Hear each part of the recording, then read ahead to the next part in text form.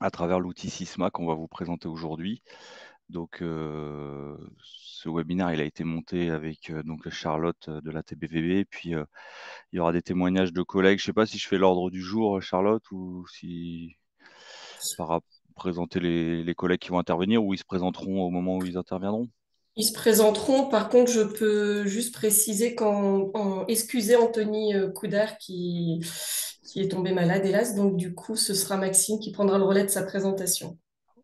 Ok, donc moi je vais vous présenter un petit peu la démarche qu'on a menée en Ille-et-Vilaine à propos de Sysma et vous présenter rapidement un peu l'outil, à quoi il ressemble, mais sans rentrer trop dans le détail, puisque vous aurez des témoignages d'utilisateurs avec Étienne du syndicat Chardon-Isaac et donc Maxime de l'EPTB Haut-et-Vilaine, qui vont vous présenter plus en détail des fonctionnalités qu'ils utilisent sur Sysma. Et puis on clôturera ce webinaire par présenter ce qui est fait au niveau de la valorisation des données avec donc le travail que mène Timothée de l'Observatoire de l'environnement en Bretagne, qui va récupérer les données dans les bases pour pouvoir les valoriser. Il va vous présenter tout ça en fin de webinaire. Et puis, on se prendra un temps d'échange si vous le souhaitez, si vous avez des questions à la fin. Donc, Charlotte va noter les questions au fur et à mesure que vous vous posez. Vous pouvez les mettre dans le chat, il me semble. Charlotte, c'était ça? Oui, c'est Elle ça. elle est activée, la discussion. Effectivement, donc on va laisser les intervenants faire leur présentation au fur et à mesure. Si vous avez des questions pendant la présentation, je vous invite à les mettre dans le chat et on y répondra pendant le temps d'échange à la fin de chaque intervention. Merci. Donc, du coup, on y va pour présenter la démarche en Ille-et-Vilaine. Donc, en gros, nous, ce qui nous a poussé à se lancer dans une démarche de bancarisation des travaux milieux aquatiques, c'était pour différentes raisons, et je vais vous refaire quelques éléments de contexte ici. Donc, au niveau écologique, au niveau technique, au niveau politique. Donc, je sais que dans les inscrits webinaires, vous êtes pas mal sur la partie ouest Bretagne. Donc en Ille-et-Vilaine, il n'y a pas forcément énormément de monde, mais du coup, voilà, je pense que vous êtes au courant, nous, le département d'Ille-et-Vilaine, on est le plus mauvais en Bretagne en termes d'état écologique, puisque seulement 9% des masses d'eau atteignent le bon état fixé par la directive cadre européenne sur l'eau. Euh, donc il y a une nécessité vraiment d'augmenter le nombre de travaux milieu aquatique pour viser une amélioration de la qualité de l'eau. Et cette nécessité, elle passe par augmenter à la fois le nombre de travaux et leur ambition. Euh, et l'idée, c'était aussi du coup, de pouvoir centraliser les données de travaux pour pouvoir en fait valoriser aussi les efforts entrepris et centraliser les données à l'échelon départemental pour ce qui nous concerne. Parce que jusqu'à présent, il y avait aucune centralisation qui est faite, hormis les données que les opérateurs transmettent chaque année, notamment aux financeurs et en particulier à l'agence de l'eau. Mais voilà, nous, on n'avait pas de regard macro à l'échelle départementale de ce qui était fait. Donc ça a été une des raisons aussi pour lesquelles on a voulu se lancer là-dedans. En parallèle, les élus au niveau du conseil départemental 35, ils ont voulu, du coup, au regard de ces constats, appuyer davantage les territoires donc, qui sont en charge de la gestion de l'eau et des milieux aquatiques. Ça s'est traduit par plusieurs briques depuis 2020 environ. Donc la première, c'était de créer un budget annexe au budget général du département, un budget annexe dédié à la biodiversité et au paysage. La deuxième brique, on va dire, c'était l'augmentation des enveloppes de subventions aux travaux donc depuis 2020, et ça représente environ, enfin c'est entre 2 et 3 millions d'euros par an euh, qui sont subventionnés. La troisième brique de ça, ça a été la création d'une mission d'appui technique milieu aquatique, donc avec la création d'un poste ingénieur Aster en 2021. Donc c'est le poste qui est occupé par mon collègue Sébastien Cheruy aujourd'hui. Et la quatrième brique, on va dire que c'est l'acquisition d'un outil de suivi des travaux milieux aquatiques. Donc c'est ce qui va nous intéresser aujourd'hui, en l'occurrence l'outil Sysma, qu'on a commencé à, à mettre en place en 2021-2022. Comment est né ce projet et pourquoi l'outil Sysma? En fait, on a eu connaissance de l'existence d'un outil libre qui était rapidement mobilisable et qui répondait à la plupart de nos besoins de bancarisation des travaux. Euh, Cet outil est un outil qui est développé par une collectivité publique, donc ça c'était important aussi pour nous. En l'occurrence, c'est l'EPTB de la Sèvre nantaise. Donc c'est un EPTB qui est basé au sud-est de Nantes, entre la Loire-Atlantique et la Vendée. Euh, on a eu aussi connaissance que cet outil était déployé dès 2020-2021, je crois, au sein d'une de nos structures partenaires, donc en l'occurrence au Vilaine. Donc eux, ils sont partis sur cet outil et nous, on s'est dit, bah, on va pas forcément utiliser un autre outil, autant utiliser cet outil-là si, s'il fait l'affaire. Et l'idée, bah, voilà, c'était aussi de pouvoir mutualiser les compétences autour de cet outil en Ille-et-Vilaine. Euh, du coup, Sysma en quelques mots pour celles et ceux qui connaissent pas. Donc en fait, il y a une interface qui est un web SIG, on va dire, qui repose sur derrière une base de données de type Postgre, PostGIS. Euh, Au niveau de l'interface, Carto, ça fonctionne avec la technologie Liftlet. C'est un outil qui est libre, donc développé en open source. Ça veut dire que n'importe qui sera intéressé pour installer Sysma chez lui, il peut. Enfin, voilà, c'est complètement libre de droit. Bon, il faut avoir quelques compétences quand même en informatique, mais c'est vraiment, il y a une volonté d'ouverture qui est intéressante. Et du coup, le PTB Sèvres Nantaise, il propose une démarche de mutualisation, c'est-à-dire que l'hébergement se fait chez eux, et du coup, ça a comme conséquence de nous offrir pas mal d'avantages en termes de mise à jour de l'outil, de mise à jour de couches utiles qui sont poussées directement dans nos différentes instances. On partage également les coûts de mutualisation, enfin les coûts d'hébergement sur les serveurs. Donc plus il y a d'instances qui sont dans la mutualisation, moins ça coûte cher à chaque instance. Et donc là, vous avez à droite une petite carte de France. Donc au départ, c'était plutôt des collectivités qui étaient situées dans le Grand Ouest, qui ont installé des instances Sysma. Mais on voit que ça commence à essaimer, à faire des petits, puisqu'il y a des structures conventionnées avec la Sèvre nantaise qui sont dans la région lyonnaise et également dans les Alpes de Haute-Provence. Donc c'est un outil qui prend de l'ampleur chaque année. Aujourd'hui, il y a janvier 2025, 23 structures conventionnées. Donc ça commence à faire beaucoup. Et l'avantage, c'est que derrière, c'est une communauté d'utilisateurs. Euh, il y a des journées d'échange qui sont organisées chaque année. On a accès à un forum de discussion, à un outil de gestion des tickets incidents et autres. Ce qui fait que si on se pose des fois des questions ou qu'il y a un problème sur l'application, bah, on peut déjà aller voir sur ces espaces-là si on n'a pas déjà la réponse à notre question. Euh, et le fait d'être engagé et de conventionner avec la Sèvre nantaise, ça nous donne la possibilité de participer au choix de développement, euh, puisque chaque voix compte en fait en quelque sorte. Et tout ça aussi, j'ai oublié de le préciser, mais c'est à un prix relativement dérisoire par rapport à des solutions privées qu'on pourrait trouver ailleurs sur le marché. Vous trouverez plus d'infos si ça vous intéresse sur sysma.io. Vous pouvez aller voir ce site et même installer des petites instances de test directement si vous voulez voir à quoi ça ressemble. Alors rapidement, je vais présenter à quoi ressemble Sysma, mais je ne vais pas m'attarder beaucoup là-dessus, puisque j'ai des collègues qui vont présenter plus en détail ensuite.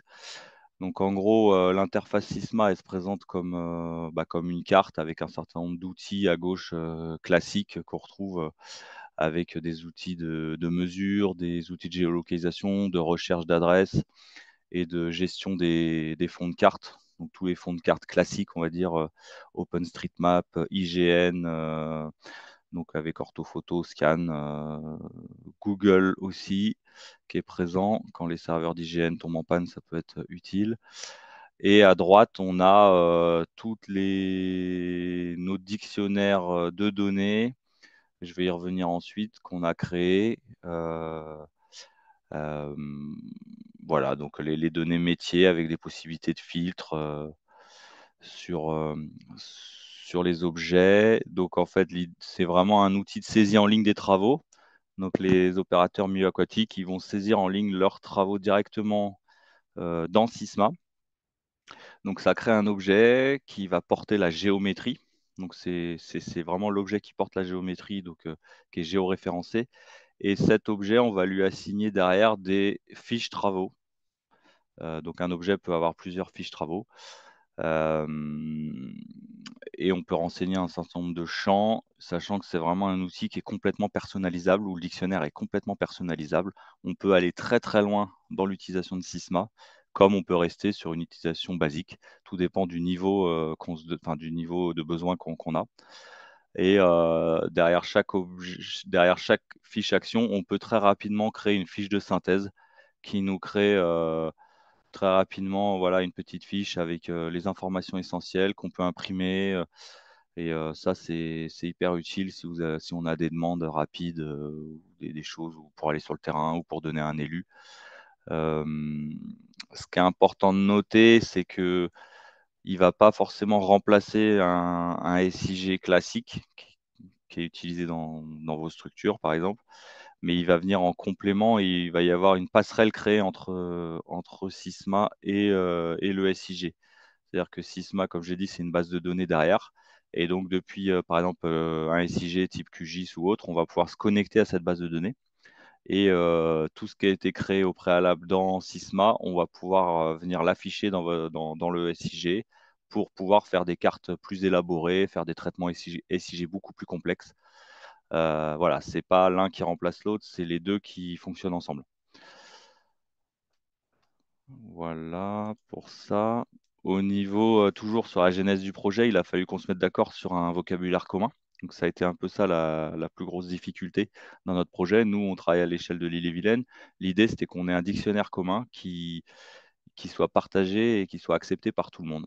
Donc il a fallu animer une concertation là-dessus. Et donc, comment ça s'est passé? On a créé un groupe de travail dédié à ce dictionnaire commun qui a regroupé différents partenaires. Donc, on avait évidemment Oevilen qui avait déjà l'instance, et puis la présence d'Anthony Coudard qui avait également travaillé avec la Sèvre nantaise, donc qui connaissait très bien Sysma. On avait invité les territoires de Sage, on avait invité des représentants des techniciens, techniciennes milieu aquatique pour la partie métier. Il y avait également à l'époque Mathieu Péchard qui était sur le poste de préfiguration Aster au niveau de la Fédé de pêche. Voilà, donc pendant un an, on a eu plusieurs réunions pour se mettre d'accord sur le dictionnaire. Euh, on n'est pas parti de complètement zéro. Alors déjà, Sysma, quand il est fourni, bah, il est fourni avec un dictionnaire, on va dire par défaut, mais nous, on a voulu du coup le personnaliser. Il y avait eu un travail de recherche il y a quelques années avec des chercheurs du projet Berceau au niveau de l'université de Rennes 2, qui ont travaillé sur la bancarisation des travaux milieu aquatiques et qui ont préconisé un dictionnaire. Donc on est reparti un peu de ce qu'ils avaient proposé. On s'est assuré qu'il était interopérable avec le dictionnaire utilisé par nos collègues du conseil départemental du Morbihan. Et voilà, ça a abouti sur un dictionnaire qui est composé de donc trois grands types objets. Donc classique, hein, sur un SIG, on a des objets de type ponctuel, de type linéaire et de type polygone pour tout ce qui est surfacique. Et ensuite, on a une arborescence avec plusieurs niveaux qui viennent s'imbriquer avec en fait pour le niveau 1 qui est vraiment ce que j'ai tout à l'heure dit quand je présentais l'interface, c'est les objets de travaux, enfin les objets, on va dire, qui portent la géométrie et auxquels on va rattacher des actions. Et donc c'est ces deux niveaux-là, objets de travaux et actions, que nous, au niveau du CD35, on souhaite, enfin, c'est ces niveaux-là qu'on souhaite rendre obligatoires dans la saisie, d'aller jusqu'à ce niveau 2. Après, il existe des sous-types d'actions qui vont venir détailler un peu plus les types d'actions. Là, nous, à notre niveau, au niveau du conseil départemental, on n'avait pas forcément besoin de rentrer dans ce niveau de détail. Mais du coup, ils sont considérés comme facultatifs, mais le niveau 1 et le niveau 2 sont vraiment obligatoires. J'ai fait un petit zoom là sur un objet type Lie mineur avec des exemples d'actions. L'idée aussi, ça a été enfin, toutes ces actions ont été accompagnées d'un glossaire qui permet de définir précisément toutes les opérations parce que on sait que dans les structures, ça bouge. Il y a des nouveaux collègues qui arrivent, ils n'ont pas forcément suivi tous les travaux d'élaboration du dictionnaire. Et quand ils ont un doute, bah, ils peuvent se référer à ce glossaire. C'est assez intéressant. Voilà. Après, juste un petit mot sur l'organisation technique. Alors là, c'est ma partie, on va dire, parce qu'en fait, on a plusieurs instances Sysma. Quand je parle d'instances Sysma, c'est vraiment les bases de données qui existent dans différentes structures. Et en fait, on a une superposition un petit peu en Ille-et-Vilaine. On a plusieurs instances qui cohabitent. Donc d'abord, bah, il y a Haut-et-Vilaine qui a une instance Sysma sur son territoire de compétence GEMA. Donc c'est les unités de gestion euh, Vilaine Est, Vilaine Ouest, Vilaine Aval, avec donc les collègues opérateurs rivière qui vont venir renseigner cette instance. On a le syndicat Cherdon-Isaac qui a sa propre instance aussi, qui est un territoire situé en plus sur le Sage Vilaine. Enfin voilà, ça se superpose. On a maintenant aussi le syndicat mixte du Grand Bassin de l'Oust qui a sa propre instance depuis peu de temps. Et nous, du coup, on propose, on anime une instance Sisma plutôt pour les territoires qui sont dépourvus. Donc, c'est-à-dire ceux où il n'y avait pas de Sisma, on va dire. Et donc, c'est plutôt les territoires du nord du département, donc qui couvrent les Sages du Couesnon, de Dole, de la Sélune et puis de la Rance. Et en plus, on vient bancariser dans notre instance les travaux que nous, on peut être amené à mener en direct, en interne, sur nos politiques internes, type espace naturel sensible ou au niveau des AFAFE ou au niveau de la restauration des continuités écologiques sur les routes. Euh, euh, Avoir plusieurs instances qui cohabitent, ça peut vous paraître un peu délicat à gérer.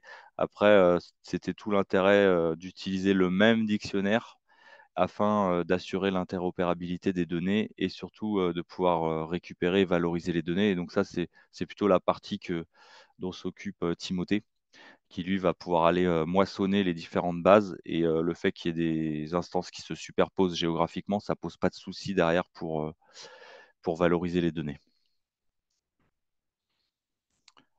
Euh, Comment ça se passe si on fait un focus sur, on va dire, un territoire et comment on s'est organisé, parce que du coup, moi, je suis seul à travailler là-dessus au niveau du CD35, mais j'allais pas forcément faire tout seul et je pouvais pas forcément être en lien avec tous les techniciens, techniciennes milieu aquatique qui renseignent. Donc, j'ai voulu créer une sorte de partenariat avec une administration intermédiaire, en l'occurrence en m'appuyant sur les territoires de Sage. Et donc, en fait, c'est cette organisation à 3 niveaux qu'on a mis en place avec du coup nous, le CE35 qui en fait nous administrons l'instance, on anime la démarche générale, on finance les formations, etc. Et on va pouvoir agréger les données, pardon, les valoriser et faire des expertises au niveau départemental.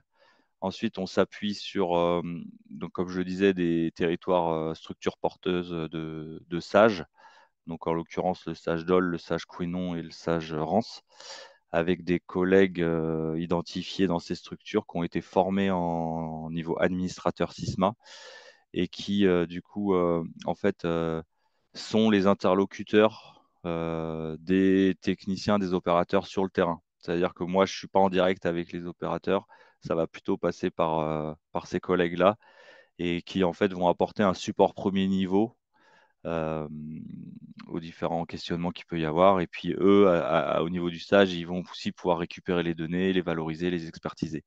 Et puis en troisième niveau, donc ce sont vraiment les opérateurs milieu aquatique avec là j'ai mis différents CTMA sur un territoire. Et donc eux, c'est vraiment les usagers, on va dire, de Sisma qui renseignent tous les travaux qui sont réalisés dans l'instance. On demande vraiment le réaliser. On avait mis prévu au départ, mais aujourd'hui, ce qui nous intéresse, c'est ce qui est réellement fait pour voir un petit peu les efforts et pouvoir les valoriser. Et puis, ce sont eux également, à ce niveau-là, que sont remontés d'éventuels dysfonctionnements, des demandes d'évolution de l'outil, etc. Voilà, ça c'est l'organisation qu'on a mis en place. Et puis nous, du coup, au niveau du CD, c'est nous qui sommes en lien avec Haut-et-Vilaine pour pouvoir récupérer aussi leurs données. c'est nous font le lien, qui faisons le lien avec le PTB de la Sèvre nantaise, bah, aussi pour pouvoir nous tenir à jour des différentes évolutions de l'outil, cette communauté d'utilisateurs aussi dont je parlais au départ. Et puis c'est nous qui faisons les démarches, enfin qui faisons le lien avec l'OEB pour tout ce qui concerne les démarches de valorisation des données à l'échelon régional. Voilà, c'est un petit peu ça qu'on a mis en place et c'est un peu comme ça qu'on s'est organisé en Ille-et-Vilaine. Donc moi, j'en ai fini ma présentation. Je vais pouvoir du coup laisser la parole aux collègues qui vont rentrer un peu plus dans le détail sur leur utilisation concrète de l'outil. Voilà, je vous remercie de votre attention. Je vous laisse partager du coup les collègues. Ouais, j'imagine que c'est moi qui prends la suite, Charlotte. Oui, tout à fait. Voilà.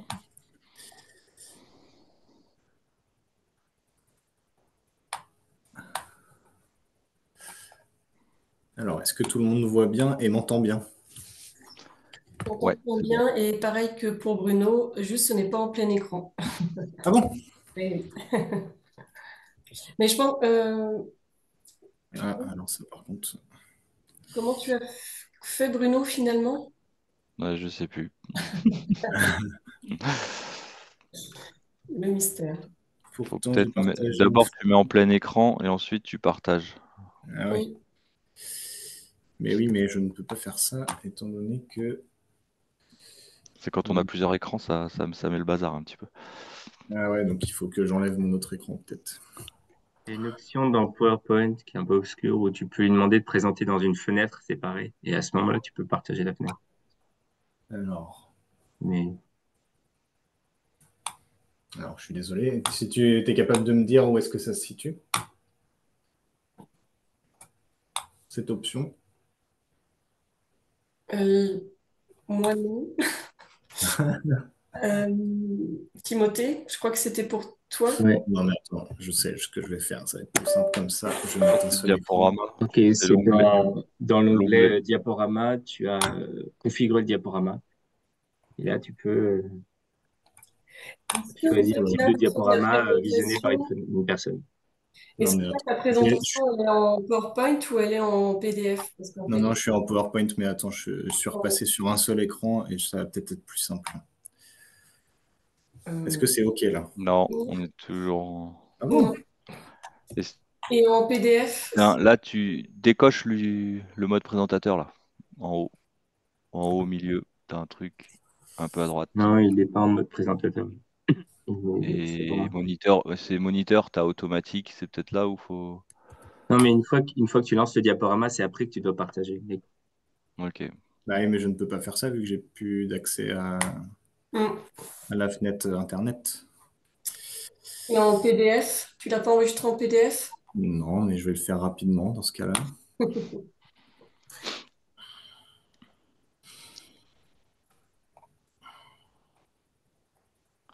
Est-ce qu'il y avait des questions, hein, peut-être, en attendant, Ouais.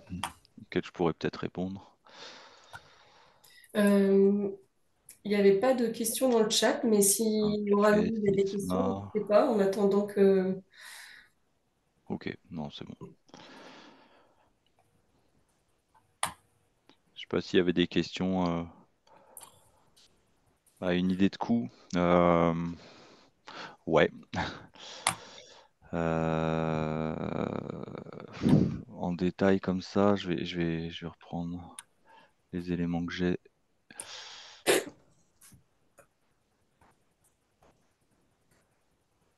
Donc, touc, touc, touc.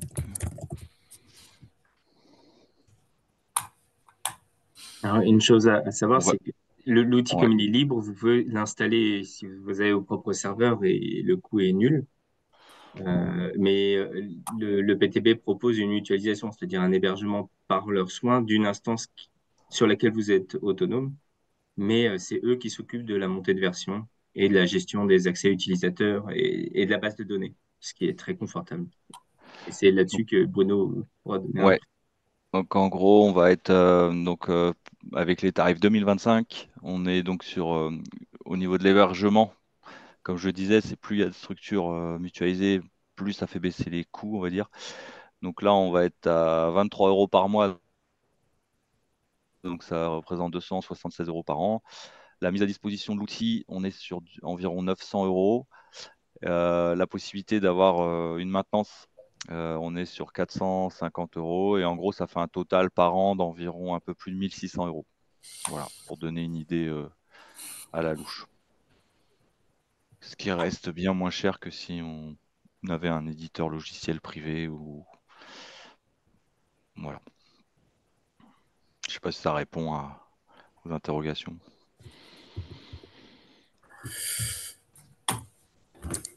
Maxime, tu peux pas sur ton PDF, du coup, là, tu es toujours sur le PowerPoint. Ah oui, en effet.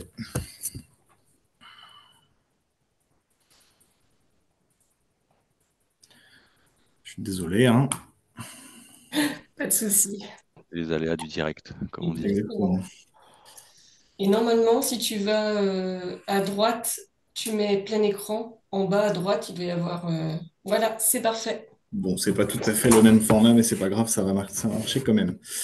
Moi, je me présente, je suis Maxime Galino, je suis chargé de mission milieu aquatique à l'EPTB Vilaine, sur l'est, tout le territoire qui est à l'est de Rennes. Donc, mes missions au quotidien, c'est plus la restauration des milieux aquatiques, mais j'ai aussi une casquette de référent SIG et SISMA pour l'unité. Donc, un peu le trait d'union entre les unités, nos techniciens, et puis Anthony au SIG. La présentation que je fais là, du coup, c'est celle que Anthony devait vous faire. Donc, il faut m'excuser si c'est pas toujours très fluide. Je l'ai appris ce matin qu'il était malade et qu'il pouvait pas la présenter. Donc, voilà, mais normalement, ça devrait bien se passer. Donc, cette partie-là, elle est plutôt sur les relations. Donc, on n'en a pas parlé jusqu'ici, hein. Et on va voir que c'est un outil qui est très, très intéressant, qui vient compléter toute l'architecture de Sysma. Donc les objectifs principaux, c'est sur la transversalité, hein. On va voir que les relations, c'est un outil qui permet de décloisonner un petit peu les différentes thématiques, parce que là, on n'a parlé que du dictionnaire travaux milieu aquatique, mais en fait, dans Sysma, on peut aussi intégrer d'autres thématiques, ce qu'on a fait chez nous. Alors, je ne sais pas si c'est le cas sur toutes les autres instances, on pourra en reparler après. Et donc, du coup, on va voir que les relations permettent de décloisonner entre les métiers, en faisant communiquer les différents pôles métiers, milieu aquatique, bocage, agriculture, et autres d'ailleurs. Entre les sites, puisque des fois on a des sites de travaux, mais les exploitants qui sont concernés, ils ont aussi un mandat ailleurs, donc du coup on va pouvoir mettre en relation toutes ces choses-là. Et puis entre les personnes, parce que ça finit par faire du lien. Donc, Sysma et les relations. En bref, on a donc ce qu'expliquait Bruno, on a des objets qui peuvent être des limineurs restaurés, des plans d'eau, des ouvrages, et d'autres objets, on va voir des exemples tout à l'heure, auxquels on peut rattacher des actions. Et on va aussi pouvoir relier les objets entre eux en faisant des relations. Et donc, ces relations, on les fait entre deux objets, et on se rend compte qu'en ajoutant des relations entre ces objets, on finit par avoir tout un ensemble qui est lié par ces relations, et qu'on va pouvoir remonter le fil de cette information en remontant toutes ces relations. Donc, ça nous permet de garder une trace aussi de toutes nos actions et de faire le lien entre toutes.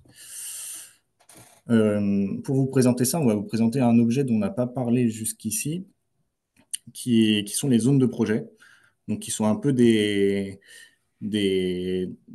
objets qui vont chapeauter nos sites de travaux milieu aquatiques. Là, pour le coup, c'est vraiment centré sur les milieux aquatiques. Donc ces zones de projet, en fait, ce sont des emprises, hein, qui couvrent tous les travaux milieu aquatiques qui peut y avoir sur une zone. Et c'est un petit peu l'objet central de suivi d'un projet milieu aquatique. Ça veut dire que dedans, on va retrouver plusieurs informations. On va retrouver des choses assez générales sur le statut du projet, est-ce qu'il est en cours, est-ce qu'il est terminé, sur l'avancement du projet, sur quand est-ce qu'il a été animé, quand est-ce que les travaux sont prévus, enfin quelles années il y a eu des travaux prévus, quelques données sur de la transversalité, on va dire s'il y a du lien avec du bocage, etc. Des descriptions de projet. Et puis, ce qui nous intéresse, c'est toute la partie actions et relations dont je dois vous parler. Donc, les actions sur ces zones de projet-là, ce sont des factures. Alors, c'est vrai que c'est un petit peu bizarre, mais nous, ça nous permet de garder une trace du volet financier.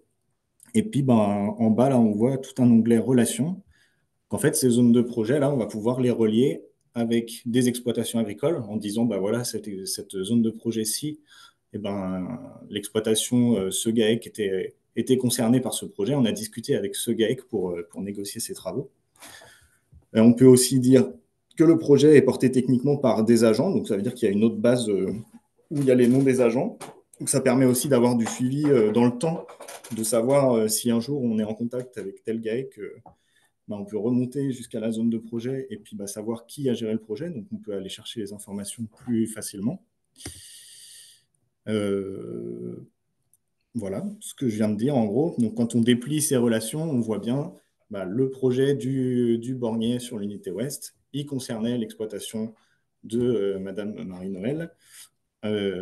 Et on peut comme ça remonter jusqu'à son exploitation. En cliquant, on voit bien que le arrêt Marie-Noël, là, c'est un lien cliquable en fait. Quand on clique dessus, on a accès directement à son exploitation.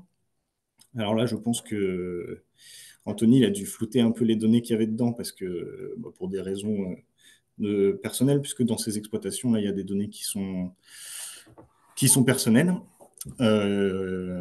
Mais donc, du coup, on a le lien direct qui se fait entre la zone de projet, donc les travaux au milieu, et l'exploitation qui était concernée. Et dans l'exploitation qui était concernée, on va avoir accès à toutes les actions qui ont pu être menées, mais plutôt sur le volet agricole. Donc les désherbages mécaniques, les MAEC.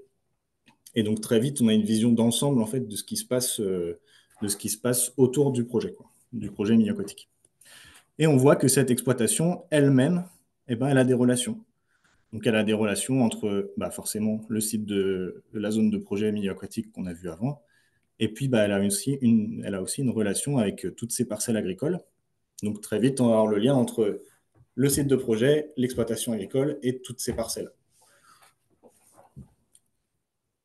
Et l'intérêt, c'est que tout ça, c'est très transparent. En fait, tout le monde y a accès. À partir du moment où la saisie a été faite dans Sysma et que les relations ont été bien fléchées, et tout le monde a accès à ces informations. Donc, on est en train de mettre de la donnée en commun aussi.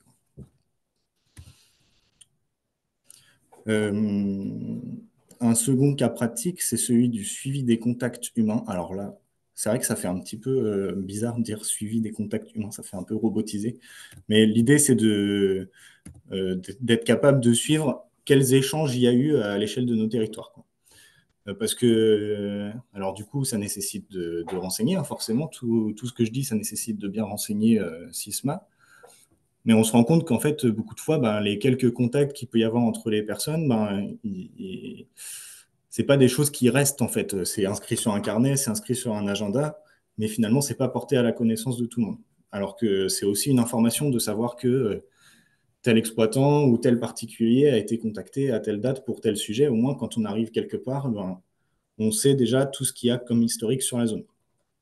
Donc voilà, c'était un petit peu le principe de base. Anthony, c'est ce qu'il disait, il y a besoin d'ancrer dans le temps les contacts humains. Donc voilà, constituer un historique.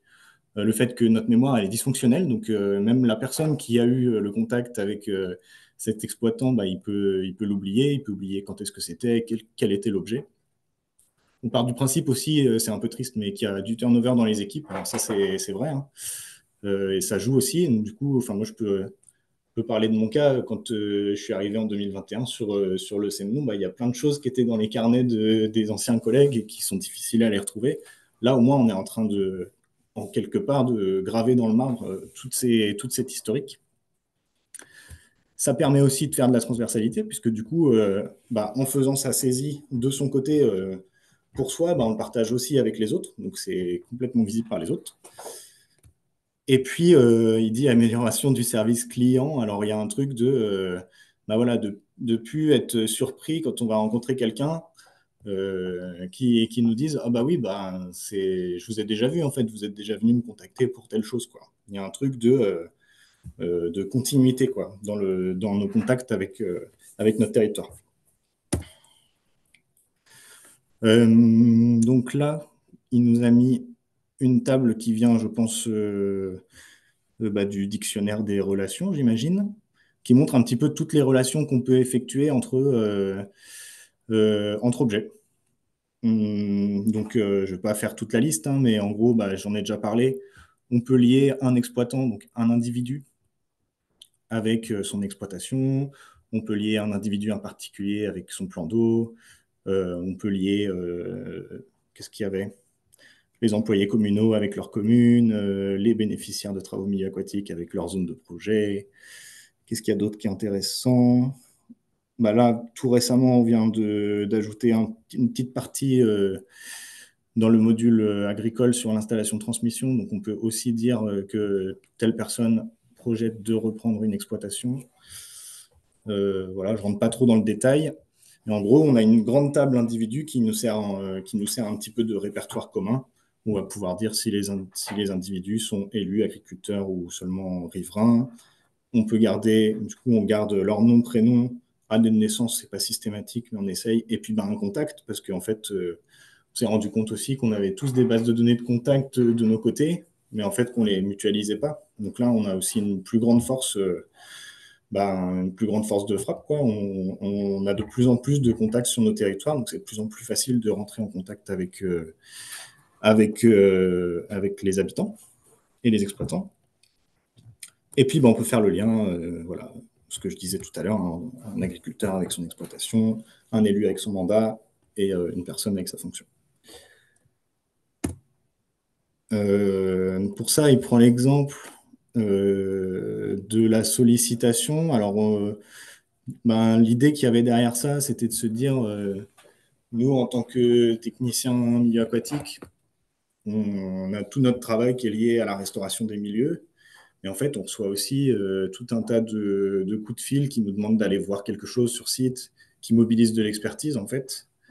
Et l'idée de conserver ça, c'était déjà créer cette historique dont je parlais tout à l'heure, et puis aussi être capable d'avoir une idée un peu de quel volume ça représente, toute cette demande d'expertise, là. Donc, on a créé cette couche de suivi des sollicitations. Et là, encore une fois, on voit en bas qu'il y a des relations. Donc, on est capable de voir cartographiquement à cet endroit-là, il y a eu quelqu'un qui a une sollicitation. À l'intérieur de l'objet, tous les items qui sont à décrire, la thématique, l'objet de la demande, etc. Donc, on fait le suivi de sa demande en saisissant toutes les informations et en le mettant à jour. Et puis en bas, en fait, on a les relations qui sont là pour faire le lien entre la sollicitation et les personnes qui les ont suivies chez nous, et, et avec les personnes aussi qui ont émis cette sollicitation. Donc on garde trace de tout ce qui s'est passé finalement, à la fois du suivi, mais à la fois des personnes qui ont suivi le dossier. Donc c'est très intéressant parce que c'est visible aussi par tous. Donc admettons qu'on soit appelé un jour sur le site de cette gestion de Jussi, on sera en capacité de dire on est déjà allé là-bas, il y a déjà eu un souci, je peux aller voir le compte rendu, etc. Donc voilà, ça permet de faire du lien. Voilà. On a dit qu'on prenait les questions plutôt à la fin. J'espère que j'étais clair, parce que j'étais un petit peu rapide. On pourra aller plus loin après. Et du coup, Charlotte, je dois retransformer en PDF l'autre présentation. Donc, si tu veux prendre des questions ou quoi, Oui, très bien. Ouais.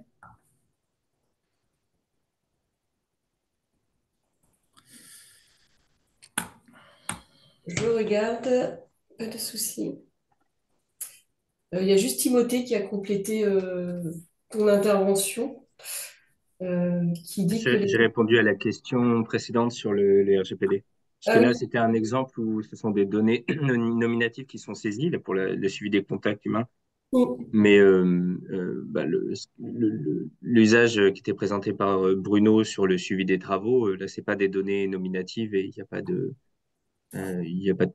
sujet par rapport au RGPD. Mais là, effectivement, avec des données d'exploitation, il faut se conformer au RGPD. Mais en soi, Sysma n'impose pas de données nominatives, c'est en fonction de ce que chacun souhaite mettre dans ses formulaires de saisie.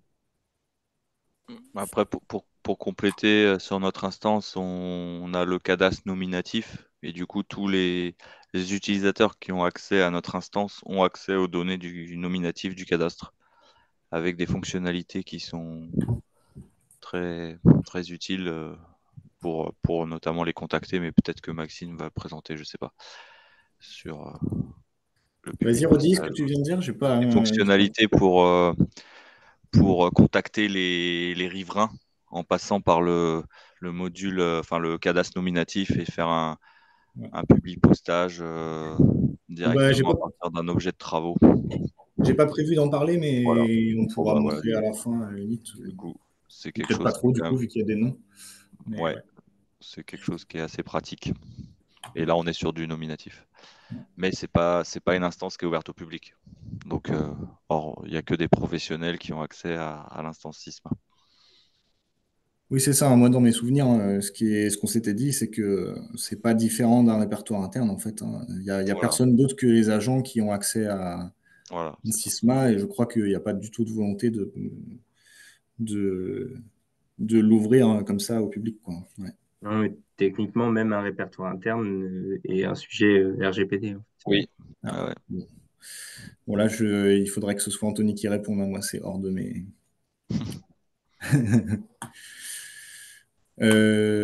Ok, bon, je suis prêt pour la suite. Je partage.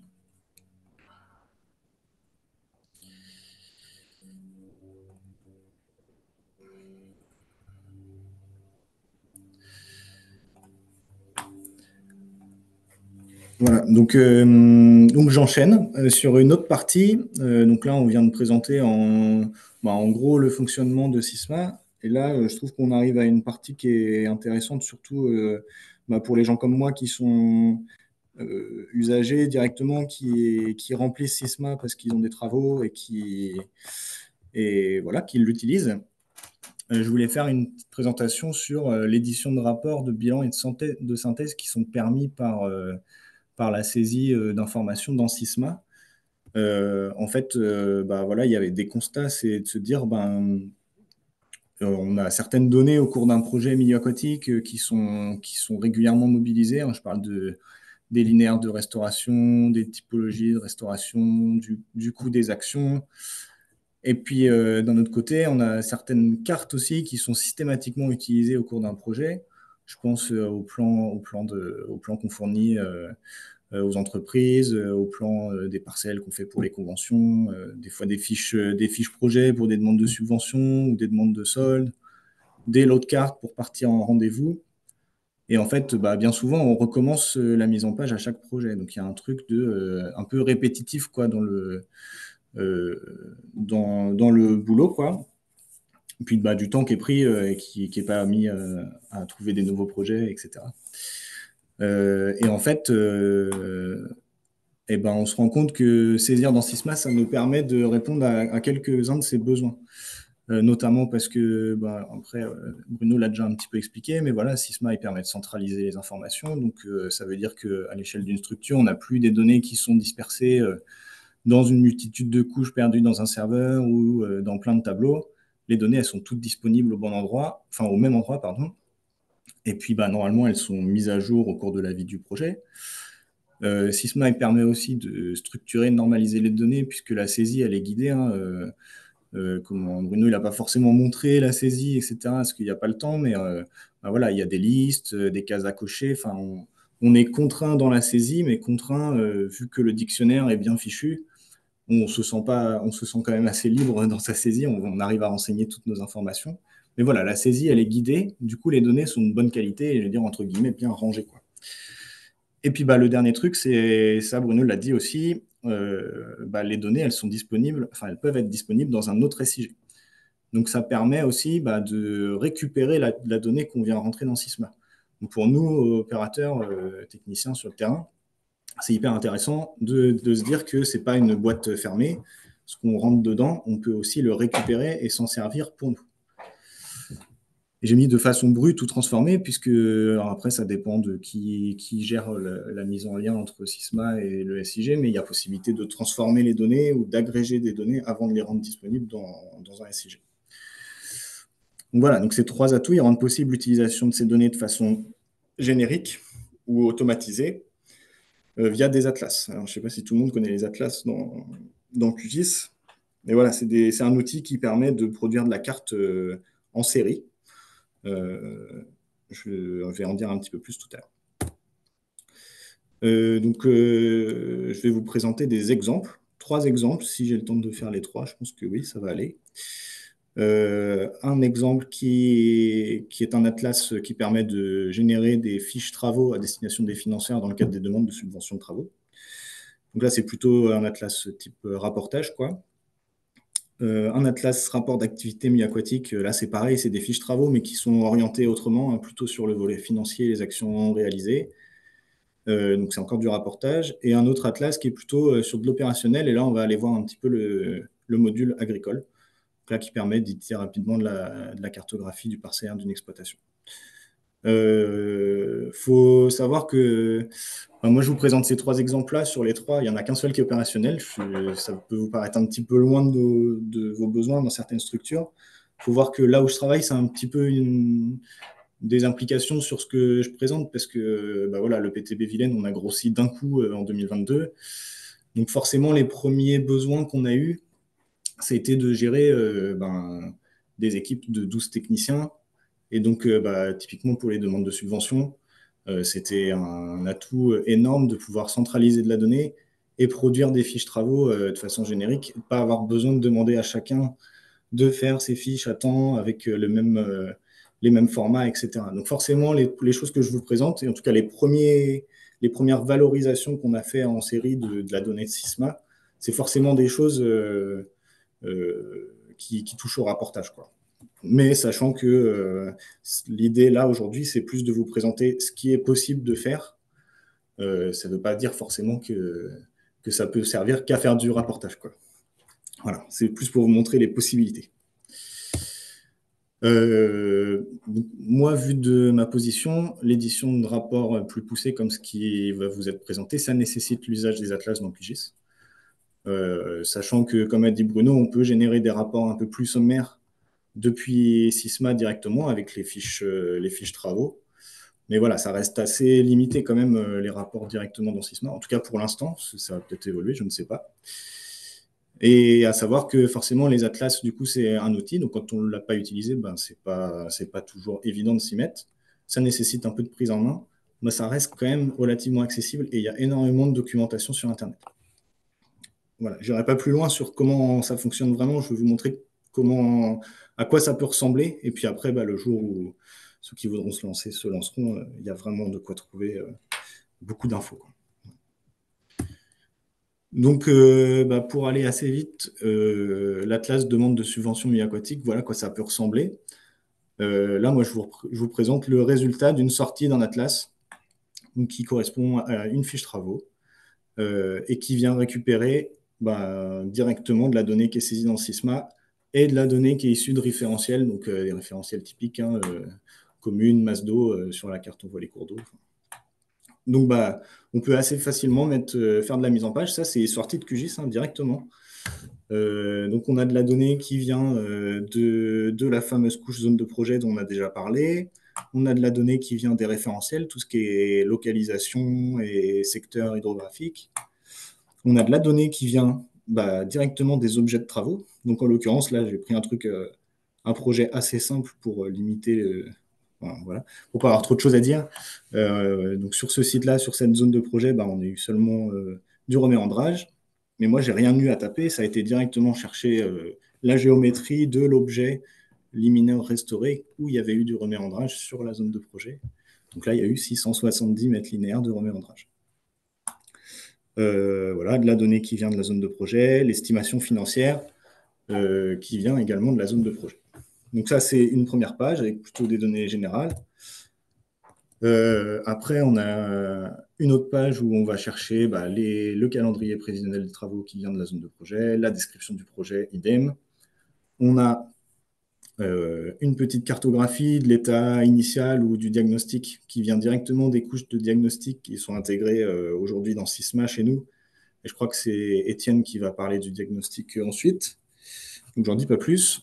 Et puis, des photographies qui viennent aussi directement de la zone de projet, qui viennent de Sysma. On n'a pas besoin, encore une fois, d'aller stocker, enfin, on peut stocker des photos dans nos serveurs, évidemment, mais on a aussi de la photo qui est directement stockée dans Sysma, qui est accessible à tout le monde, et qui peut être remobilisée dans des rapports comme celui que je vous présente. Et puis, on a une dernière page avec un plan simplifié des travaux. Bon, là, très simplifié pour le coup. Euh, donc, où on va voir toutes les actions qui sont mobilisées sur une zone de projet. Alors là, il manque les clôtures, il manque de l'entretien, de répicile avant de faire les travaux, mais vous voyez l'idée générale, quoi. On a un plan qui se fait automatiquement. Et là, tout ce que je vous montre, c'est que de la donnée qui est saisie dans Sysma. Voilà. Et toutes ces données peuvent provenir de Sysma. Voilà. Donc c'est intéressant, hein, nous, ces fiches-là, ça permet de dire à chacun, à tous les collègues, voilà, à telle date, ce serait cool que tout soit bien, qu'on soit sûr que tout est bien mis à jour. Voilà, on fait le suivi de son projet au fur et à mesure, on actualise au fur et à mesure. Puis pour ces dates-là, faut être sûr que tout est bien mis. Donc chacun vérifie. Et puis à partir du moment où l'atlas est prêt, il n'y a plus qu'à le déclencher, lui faire sortir les cartes en série. Et puis tous les projets qui sont ciblés peuvent sortir. Donc en une demi-heure, on a toutes les fiches travaux de tout le monde, quoi. C'est quand même très, très intéressant. Oui, et là, du coup, je voulais vous montrer un tout petit peu ce qu'il y a à l'intérieur de cette zone de projet. Alors après, on en a un tout petit peu parlé tout à l'heure. Mais bon, voilà, on a des informations de priorisation du projet, des informations sur l'avancement, des informations plus générales. Et puis, je ne vais pas plus loin parce que j'en ai déjà pas mal parlé tout à l'heure. Voilà. Et puis, on a dans Sysma, côté Sysma, on a aussi ces couches de diagnostic sur le liminaire, qui sont les traits orange et rouge. Là, on ne voit pas forcément très bien. Et les couches liminaires restaurées, donc ceux qui vont porter les actions de restauration, qui sont indiqués en rose. Donc là, c'est le reméandrage qui est en rose en dessous. Voilà, comme ça se présente sur Sysma. Et puis le deuxième exemple, ça va être très rapide, c'était juste pour vous montrer, c'est un petit peu le même principe que la demande de subvention, c'est juste que c'est orienté différemment. On voit que les informations, en fait, ce sont les mêmes, hein, elles vont chercher au même endroit. On a bien le nom de notre zone de projet, les dates de travaux, les années d'animation, commune, localisation, la description, une carte. Et là, c'est plus centré sur le bilan des actions. Donc, on voit sur ce projet-là, on a eu du reméandrage. Finalement, au lieu de 670 prévus, on a eu 307 mètres linéaires.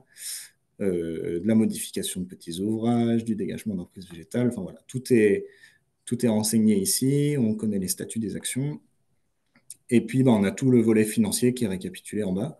Et donc ça, c'est un rapport qui s'est fait automatiquement, rien qu'à partir de la saisie de ce qui a été saisi dans Sysma. Voilà. Donc voilà, la forme change, mais au final, les informations mobilisées sont les mêmes. En fait, on saisit la donnée une fois à un endroit et après, on peut la remobiliser de plein de manières. Donc ça, c'est vraiment très intéressant, hein, parce que j'ai le souvenir d'un autre temps, d'un autre fonctionnement, quoi, où il y avait un tableau pour renseigner le truc des subventions, on avait un tableau pour renseigner le truc pour le rapport d'activité, on avait un tableau pour ci, un tableau pour ça. Donc du coup, ça faisait mobiliser tout le temps les mêmes données, mais aller les mettre partout à plein d'endroits différents, quoi, quitte à se perdre des fois. Là, au moins, c'est un endroit, tout le monde fait son suivi là-dedans, et tout le monde, quand il veut avoir ces informations, tout le monde va regarder là-dedans. Et en plus, on peut la valoriser de plusieurs façons. Le dernier exemple, c'est un atlas qui a été fait par Anthony, qui permet de faire une cartographie des zones à enjeu sur une exploitation. Donc, c'est assez intéressant. C'est lié à un projet SIG particulier avec les couches qui viennent du module agricole de Sysma. Parce qu'il y a tout un module agricole où on peut renseigner des informations sur les exploitations, on peut actualiser les parcellaires parce que voilà, on n'a pas toujours les RPG bien à jour, machin. On peut actualiser les parcellaires des exploitants. Et donc, ce projet-là, il a pour but de centraliser un peu toutes ces informations qui sont dans Sysma et puis de pouvoir les rendre sous forme de carte. Donc là, ce qui est intéressant, c'est en quelques clics sur le projet, on peut avoir directement une cartographie du parcellaire d'une exploitation avec les zones en jeu, donc les zonages environnementaux, les zones humides, les cours d'eau. Donc c'est une carte qui peut servir pour partir en rendez-vous, c'est une carte qui peut servir même en préparation d'un rendez-vous pour visualiser le parcellaire d'un exploitant. Et puis une fois imprimé, on a les contacts qui sont dessus, on a le parcellaire de l'exploitant, je la trouve particulièrement pratique pour aller en rendez-vous, quoi.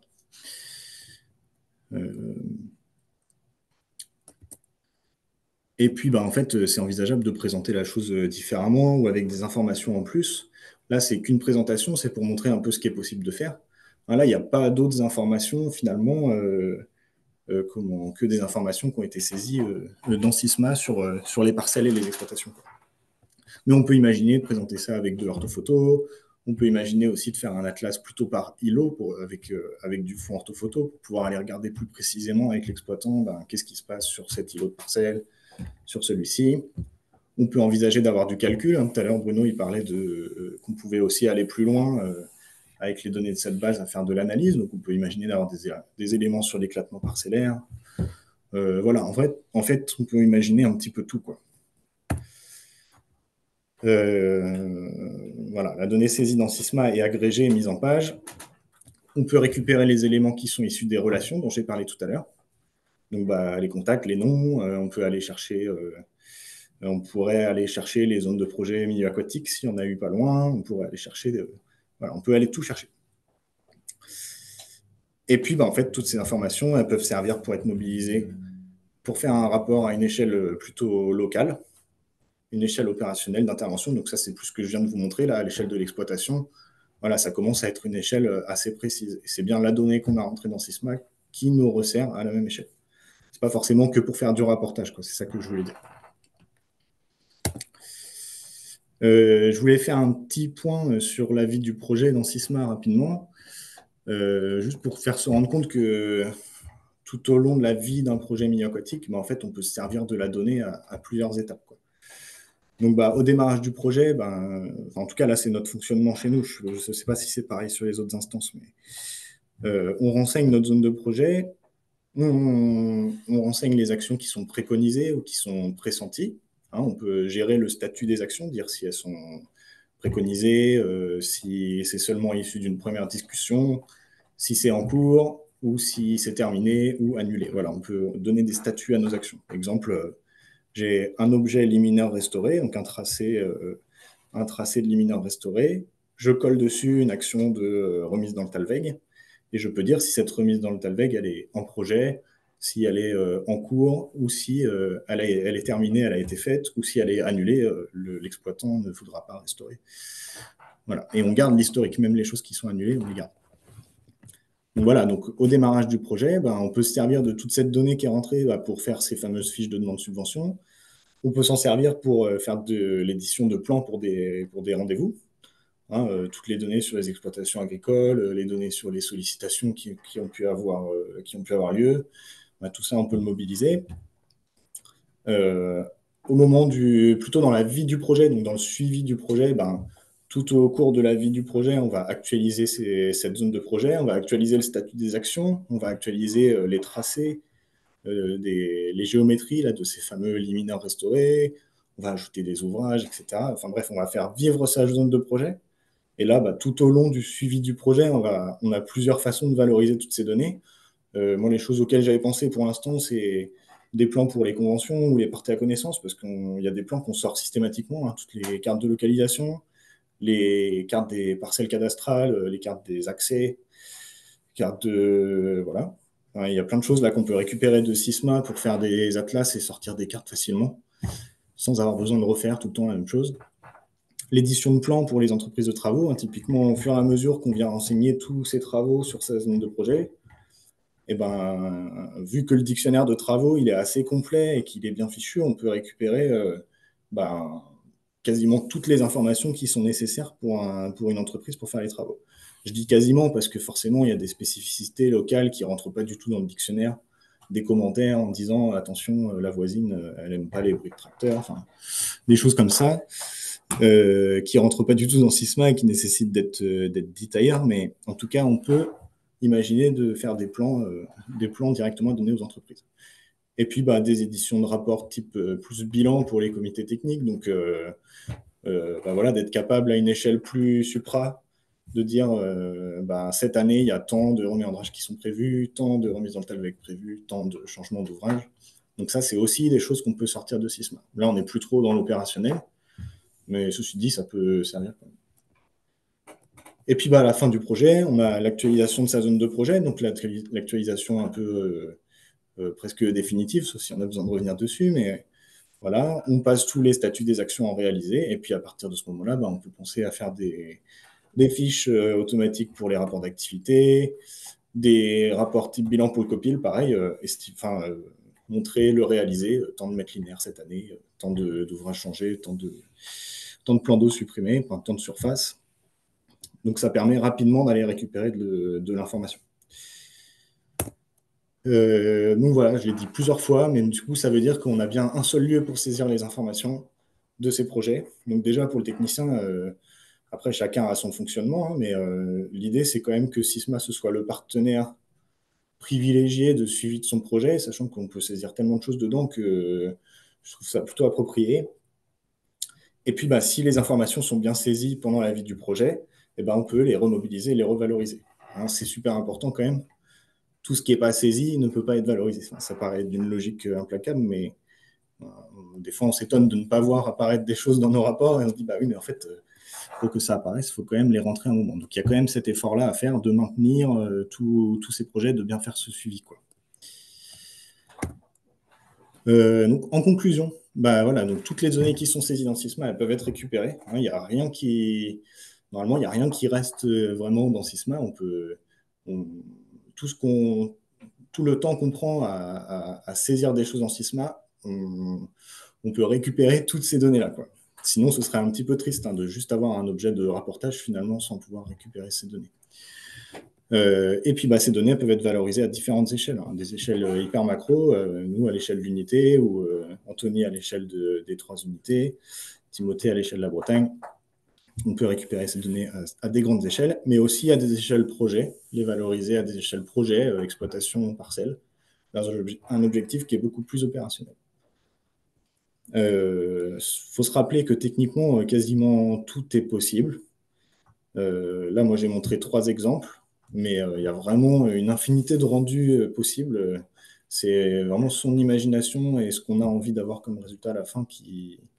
Et puis bah, le temps qu'on a de dispo pour le développement, bien sûr, mais qui disent qu'est-ce qui est possible ou pas. Et parmi les valorisations qui sont envisagées, là, j'avais pensé à un atlas qui permettrait de faire de la restitution de diagnostic cours d'eau, hein, parce qu'on aime bien faire notre diagnostic et puis aller le présenter aux exploitants chez qui on l'a fait. Donc bah là, c'est pareil, hein, c'est des cartes. Toute l'information, elle est dans le diagnostic quasiment. Et puis après, le technicien vient animer son lot de cartes, quoi. Des atlas pour l'édition de plans de travaux, ça j'en ai parlé, pour l'édition de convention, sous forme de cartes, mais sous forme aussi de rapports, comme on a pu voir, quoi. La forme est très variée. En fait, c'est du QGIS, c'est des atlas, donc on pense que c'est de la carte, mais ça peut aussi ressembler à des rapports écrits qui seraient faits sous Word, quoi. Évidemment, ça demande des investissements en temps de développement sur les atlas parce que voilà, tout ce que je vous présente, ça ne se fait pas tout seul. Ça nécessite de prendre le temps à un moment de mettre toutes ces choses-là en place, sachant que ça peut faire gagner aussi beaucoup de temps derrière, vu que c'est des choses répétitives. Être capable de les faire en routine comme ça, c'est du temps à un moment, mais c'est du temps de gagner par la suite, quoi. Et puis l'autre investissement, je l'ai dit tout à l'heure, c'est sur la rigueur de la saisie. C'est important de rappeler que l'automatisation, ça concerne, ça peut valoriser que de la donnée qui a été saisie, quoi. C'est logique, mais c'est le cas. Et puis voilà, une bonne saisie et une saisie régulière, ça a des effets secondaires qui sont positifs. C'est aussi la constitution d'un historique sur le territoire. C'est aussi la mise en relation des thématiques et des enjeux, la transversalité, parce qu'en fait, toutes ces relations elles permettent de mettre en commun et de décloisonner les silos là, de nos pôles classiques, milieu aquatique, bocage et agricole, et puis même d'autres compétences s'il y en a, enfin, avec les inondations, les espèces envahissantes, enfin, voilà, plein de choses. Et puis le bénéfice le plus important, c'est qu'on a un haut niveau d'organisation de la donnée, donc on peut retrouver nos petits facilement. Enfin, en tout cas, ceux qui vont valoriser à des échelles plus supra, ils peuvent facilement retrouver leurs petits, quoi. Voilà, j'ai terminé. Merci Maxime. Il y a il y a des questions dans le chat. Ouais, je peux Euh, peut-être essayer de répondre oui. si j'ai pas forcément toutes les infos, mais en gros, si je reprends, donc il y avait la question d'Arnaud sur est-ce que les couches travaux sont issues des cartos des études préalables ou bien ont-elles été travaillées? Alors ouais, c'est dommage que Anthony Coudard soit pas là, mais au départ, on avait demandé à ce que soient intégrées les études préalables avec les travaux en programmation. Et on s'est aperçu que finalement, les techniciens derrière, ils retravaillaient toujours leurs objets parce que ça collait pas forcément derrière à la réalité concrète des travaux qui étaient réalisés. Donc aujourd'hui, on n'est plus trop dans une logique d'intégrer les éléments de programmation, mais où vraiment, enfin pluriannuel, c'est pas trop utilisé. C'est juste les techniciens, ils vont pouvoir renseigner des fois en début de saison les travaux programmés ou sur lesquels ils sont sûrs d'intervenir. Ils peuvent déjà préparer leurs objets dans Sysma. Et une fois que les travaux sont réalisés, bah, ils viennent le mettre à jour. Ou sinon, ils mettent tout à la fin de l'année. Une fois que les travaux sont faits, ils saisissent tout d'une seule fois. Je sais pas si ça répond un peu à ta question, mais en gros, on met plus trop les données des études préalables. Après, tu avais une question sur est-ce que l'étude préalable doit être faite par Sysma. Il y a des bureaux d'études qui ont été formés à Sysma. Je crois que de mémoire, je me demande s'il n'y a pas Hydroconcept qui a été formé à Sysma. Donc, il peut utiliser Sysma. Donc, ça peut faire l'objet d'une mention dans le cahier des charges pour choisir son bureau d'études, de dire bah, on veut que la programmation soit injectée sous Sysma. Si d'autres collègues veulent compléter ce que je raconte, n'hésitez pas. Hein. Après, il y avait une question sur la génération par Sysma de fiches. Ouais, on peut. Ouais, bah, Timothée a répondu. On peut. En fait, Sysma permet en fait de générer des fiches de synthèse en fait, effectivement, par objet de travaux ou par travaux seuls. Et c'est personnalisable, c'est configurable et je crois que dans les versions futures de Sysma, ça risque de encore s'améliorer ce module-là. Au niveau du RPG, je ne sais pas ce que c'était la question d'Arnaud. En fait, on peut injecter le RPG en récupérant les couches. Je ne sais pas ce que c'était comme question.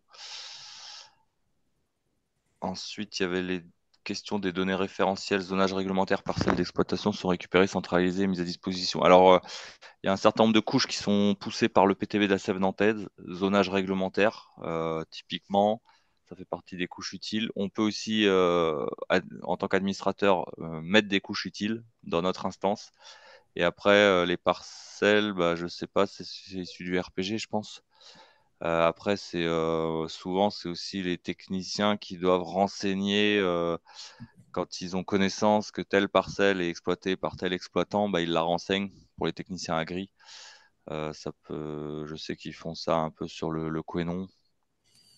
N'hésitez pas à compléter. Hein, je crois que FX est présent à la visio, donc si tu veux Ouais, compléter, n'hésite Bruno, pas. juste Raconte. Ouais. pour cette question du parcellaire agricole, là, de mémoire, même sur Rivilen, hein, ils font pas ça à la main. Hein. Ils ont récupéré les données RPG nominatives de 2020, il me semble, de mémoire.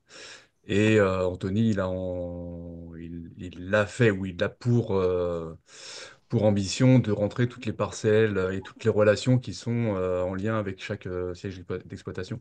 Et sur le Quénon, nous, on renseigne les contacts qu'on a avec les exploitations, mais on n'a pas encore fait de relation avec le parcellaire agricole. Voilà. Ouais, ok. Merci de la précision, FX.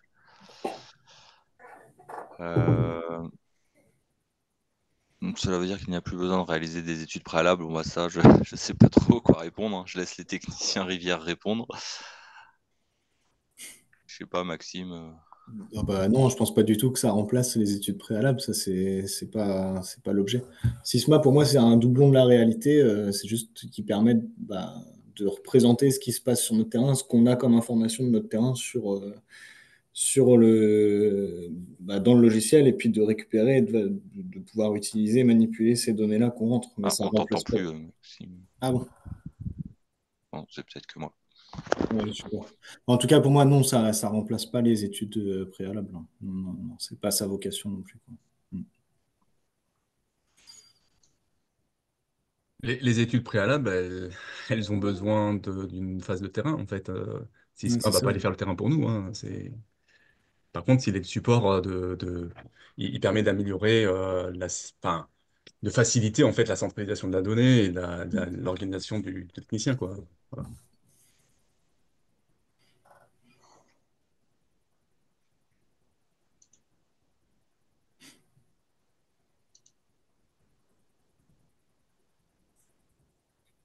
Je propose qu'on passe au retour d'expérience d'Étienne. Merci Maxime et Bruno aussi.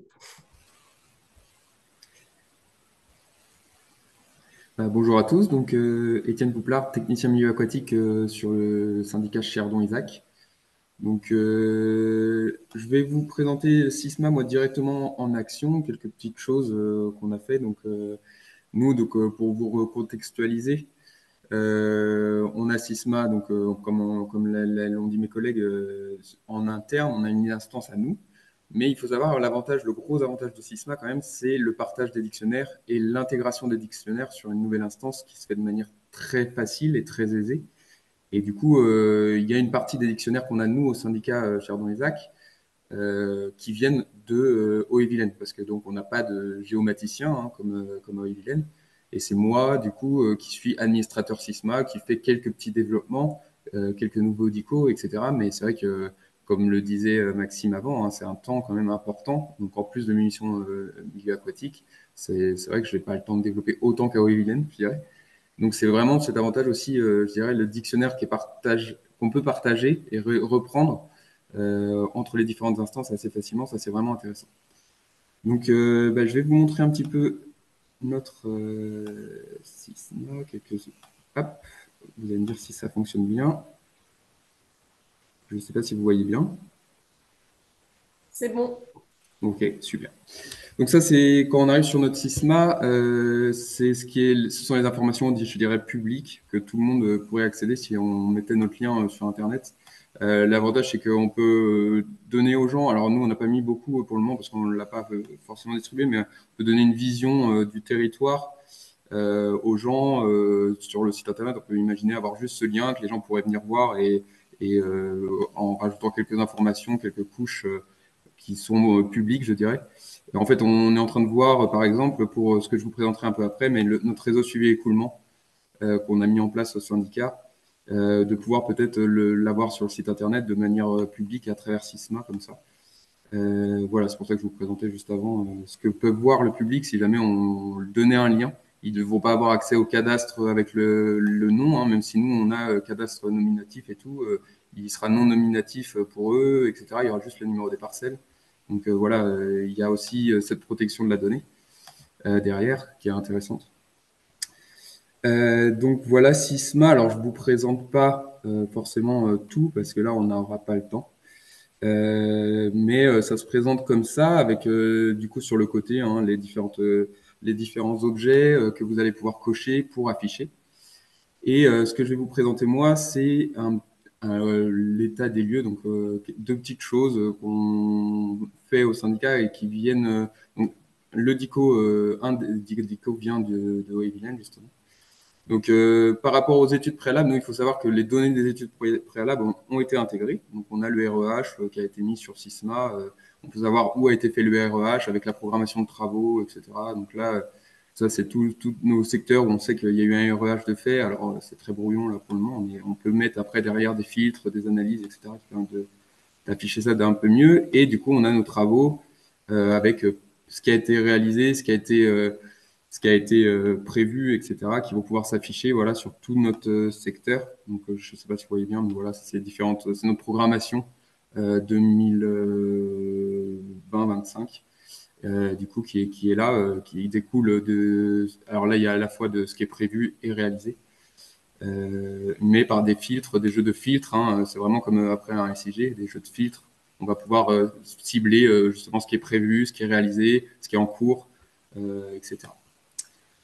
Ce que je voulais vous présenter, donc la première chose, nous, donc ça nous sert à vraiment aussi comme base de données, hein, Sysma, c'est-à-dire à stocker de l'information pour, comme le disaient mes collègues, si on a un changement de techniciens, etc., qu'on puisse avoir l'information qui ne se perde pas, qui ne soit pas perdue au milieu de 5 fichiers SIG parce qu'il y a un collègue qui a créé une couche personnelle, etc. Tout est centralisé au même endroit et ça, c'est un gros avantage. Et du coup, au syndicat, par exemple, une des choses qu'on est autorisé à faire, c'est de faire des signalements en cas de doute sur des infractions, des choses comme ça. Et ben ça, on va pouvoir la reporter ici sur Sysma en interne. Et du coup, ça, c'est un dictionnaire qui a été fait par OEVILEN. Et ça va ressembler à ça. C'est très rapide à faire. Ça nous permet, nous, d'avoir un suivi aussi des infractions qui ont été sur le territoire autour de nos zones de travaux ou à venir ou déjà réalisées. Et comme ça, on peut savoir le type rapidement, qui l'a fait, est-ce que ça a été transmis aussi à du coup l'OFB, la DTM. Et puis, si on a l'information, il y a une petite case ici pour, on peut mettre voilà ce qu'il y a eu après comme résolution de l'infraction, si ça a été déclaré en tant qu'infraction, hein, parce que nous on fait juste des signalements, on ne sait pas si c'est infraction ou pas, donc on n'a pas de pouvoir de police hein, toujours. Mais on a l'autorisation au syndicat de, en tout cas, faire remonter des signalements sur le terrain dès qu'on en voit. Et du coup, on le maintient voilà, à jour au maximum, cette base de données. Alors, elle est alimentée depuis 2023, vraiment. Voilà, et du coup, ça permet de maintenir l'information entre les différents techniciens qui passent sur le territoire. Et puis, du coup, on peut l'associer avec. Alors là, j'ai pris cette zone-là parce que justement, on sait que ici, c'est des signalements qui avaient été menés en 2021. Et on a notre zone de travaux qui se trouve juste à côté. Donc voilà, on sait que on a des travaux qui sont prévus dans cette zone-là, avec des signalements qui sont dans ce secteur-là. Et par des jeux de relations, hein, on pourrait imaginer aussi si on connaît le nom de l'agriculteur, les parcelles exploitées, on pourrait prévenir aussi nos collègues qui auraient à travailler sur ces zones-là assez rapidement. Ils auraient l'information qu'il y a eu infraction, qu'il y a eu des choses et qu'il faudra peut-être faire attention lors de la concertation. Voilà, c'est des choses qu'on ajoute dans notre Sysma. Et une autre chose qu'on est en train de faire, et qu'on a mené cette année, hein, c'est un peu en test, mais c'est le réseau suivi écoulement basé sur un petit peu le réseau Onde, qu'on aimerait aussi me présenter après au public. Alors, je fais zoom. Voilà, donc on a fait quelques stations. Donc là, ça, c'est des objets Sysma, c'est toutes nos stations. Que vous avez ici sur notre territoire, qui nous permet, en fait, elles ont été placées autour des zones de travaux, sur des affluents hein, qu'on veut suivre, hein, ce qui permet d'étoffer un peu le réseau Onde de l'OFB. Et du coup, pareil, par un petit jeu d'analyse et de filtre, on peut rapidement afficher, voilà, ici, alors pour vous expliquer, hein, en fait, il y a des sortes d'analyses qu'on va pouvoir mettre en place avec des écoulements visibles, visibles faibles, écoulements à sec, etc. Et ça va nous permettre d'avoir ces petites gouttes-là qui vont changer de couleur en fonction du filtre qu'on va venir appliquer. Donc là, voilà, c'était le mois de juillet, notre deuxième passage, parce qu'on essaie de faire deux passages par mois quand c'est les périodes les plus critiques.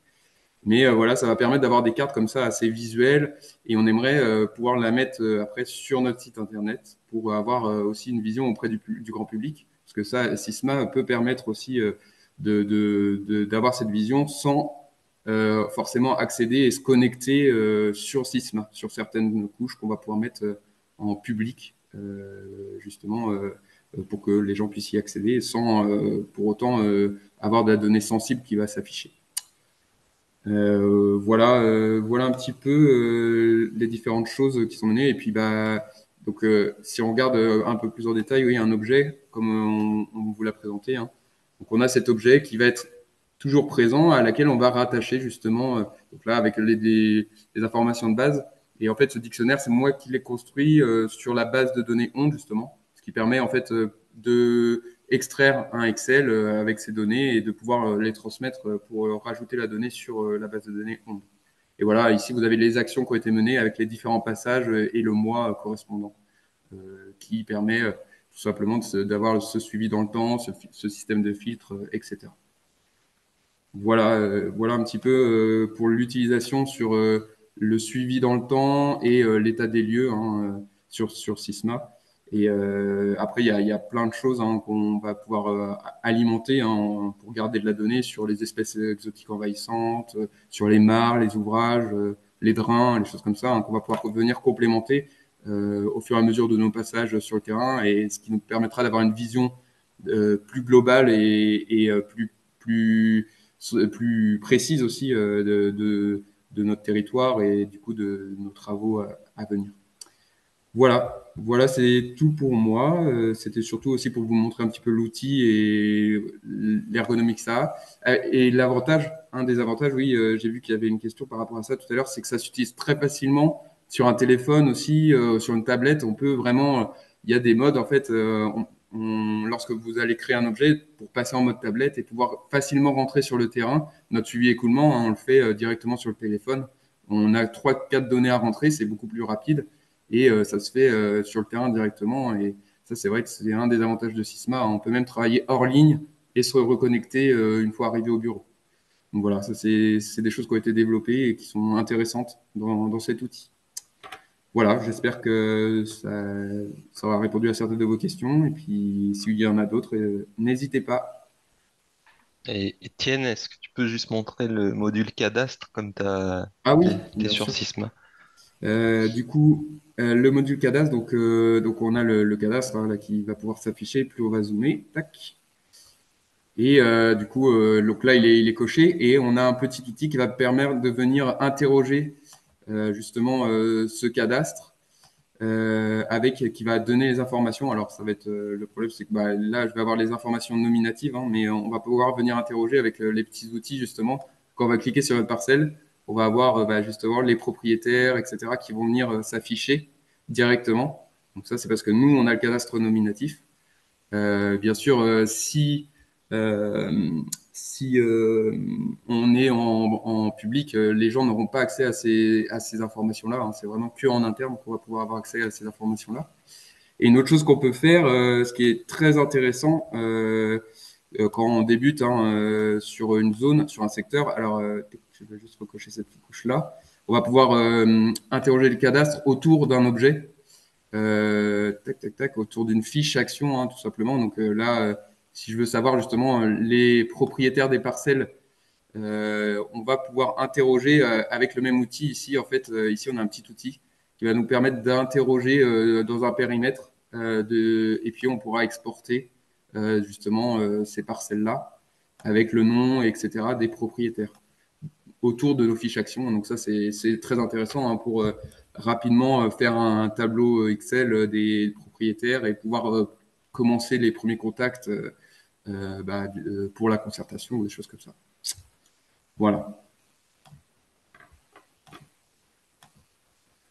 Pardon. Tac. Voilà. Est-ce qu'il y avait d'autres choses que vous vouliez voir de... Merci Étienne. Je regardais, il y a juste des compléments, je crois, d'un.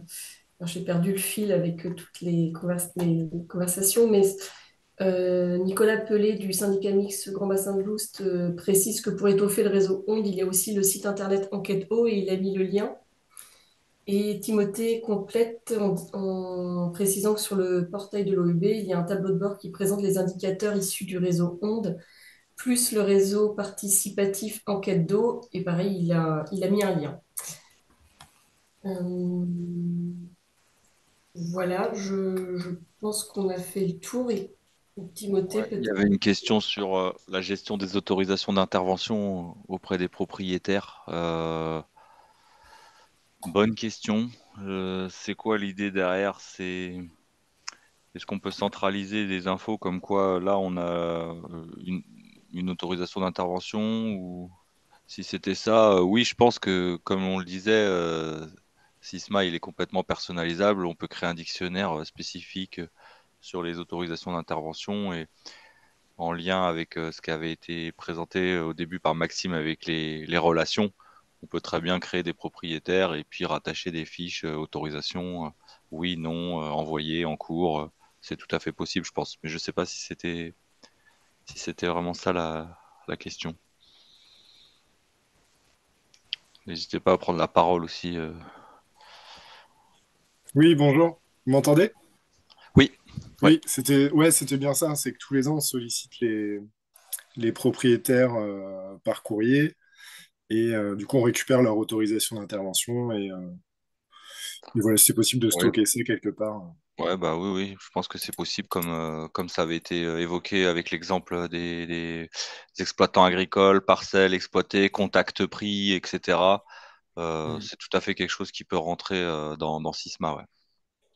De Merci. manière générale, on se rend Ouais. compte que, on se rend compte que toute la donnée géographique qu'on veut saisir de manière décentralisée, avec un accès sécurisé, ben, peut rentrer dans Sysma. En fait, c'est un peu l'équivalent de faire des formulaires en ligne, des formulaires Google, sauf qu'on peut l'associer à une donnée géographique et on peut en sortir des bilans. Donc assez vite, c'est pour ça qu'il y a beaucoup d'usages qui se créent autour de celui dont on parlait là, des travaux aquatiques. Et c'est un des gros intérêts de l'outil.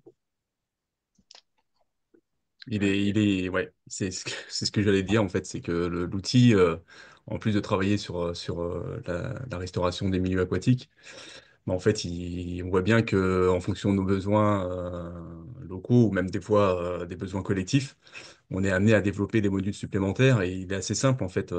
Donc c'est tout l'intérêt aussi de l'outil, c'est de pouvoir bah, le développer en fonction des besoins qui arrivent. Mm.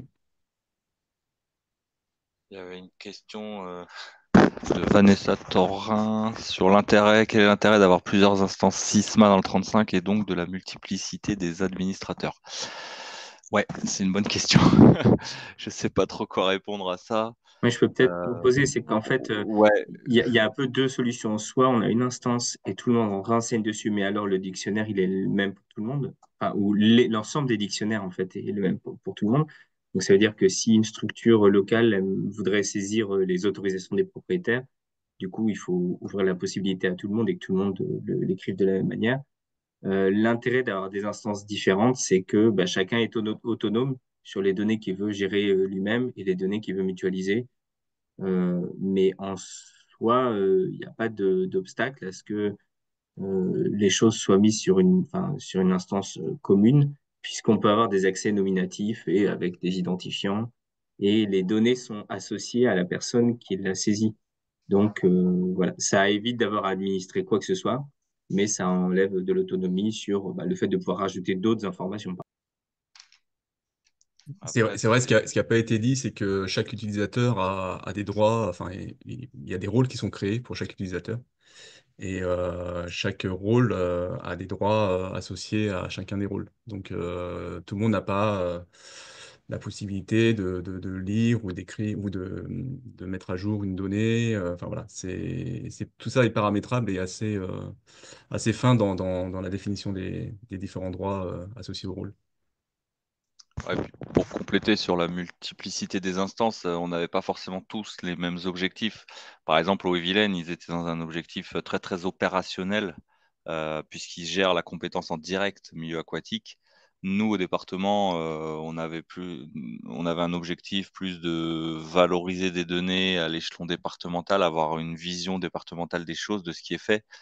Les instances, on va dire, infra qui utilisent, enfin les structures infra qui utilisent notre instance, elles ont besoin des fois d'aller plus loin dans ce qu'elles bancarisent, où là, nous, ça nous intéresse un peu moins, mais elles ont la possibilité de le faire dans notre instance.